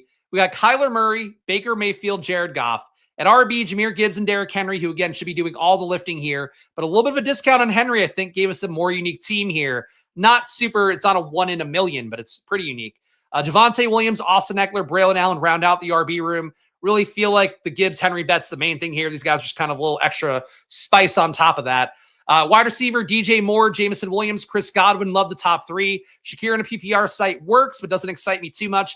Bateman, Dobbs behind him, though, close up the wounds a little bit. Keenan Allen, I think, again, our ticket here, our community chess ticket in Monopoly that I think can add some value. And will hopefully, if he signs this offseason, hopefully give us some decent CLV as well. Malik Washington, Tyler Lockett, then a tight end, elite tight end with Trey McBride, K-Dot, and Theo Johnson. A little bit late for the second tight end, a little bit late for the third tight end, but McBride's the one that matters here. So big bets on top, I think, really for RB. Receiver, more of a volume play. Trey McBride, big one there. And QB, 3 guys around 100. I like to see him. Like the team pops. So you may agree. Who knows? Shout out our old pal EMAC. Great show as always. I appreciate that. EMAC, I'm sure, back on the MLB grind this weekend on Stochastics. Check out his streams as well. But guys, appreciate all you guys hanging out here. The Tri Draftalons marching on Tuesdays and Fridays at 12 p.m. Eventually, I'll do some more, but subscribe, hit the notification bell. You know whenever I go live here, and that's going to be more frequent as we go down the home stretch. My goal is also to start the news videos on Monday, if not Monday, Tuesday, but to start doing updates on video every day, probably doing it live, but treating it like it's just a short form video. So you can watch it live and pick it up. If not, watch it after the fact. That's going to be my goal to do those either 9 or 10 a.m., probably 10 a.m. Every morning that there's enough news to do a video. It's going to be the goal on the channel. Gamble responsibly, guys, even though you should gamble on Drafters. I should do this plug first. Promo code SPLASH on Drafters, drafters.com. Download the app, promo code SPLASH on there. Drafters.com, best way to do it. Download the app. You can use promo code when you sign up, make a new account on there. But please do it, really, to support the show directly. And also, Drafters helped me put on this content this year. But it means a lot to me that they've supported the show and really that they allow me to draft on Underdog, on DraftKings, on Drafters to show you guys all the sites. That's what I'm gambling on. That's what you should be gambling on as well. But again, gamble responsibly. It's always money time here. Follow me at Chris Spags. Follow the show at Splash Play Pod. And it's a chunky. Is it? I feel like Tim's talking about me. But I'll be back with you guys soon. Enjoy your days. Good luck. Hop to the Discord if you are a member on the channel. Join the Discord as well. It's free to join once you're actually paying membership. So it's not really free. But once you pay the membership on YouTube, you can get in there. So please do join it. Link in the description and do that. I'll see you guys again soon. Enjoy your days. Good luck. Thanks for hanging out. And enjoy your summer weekends, guys. And bye-bye.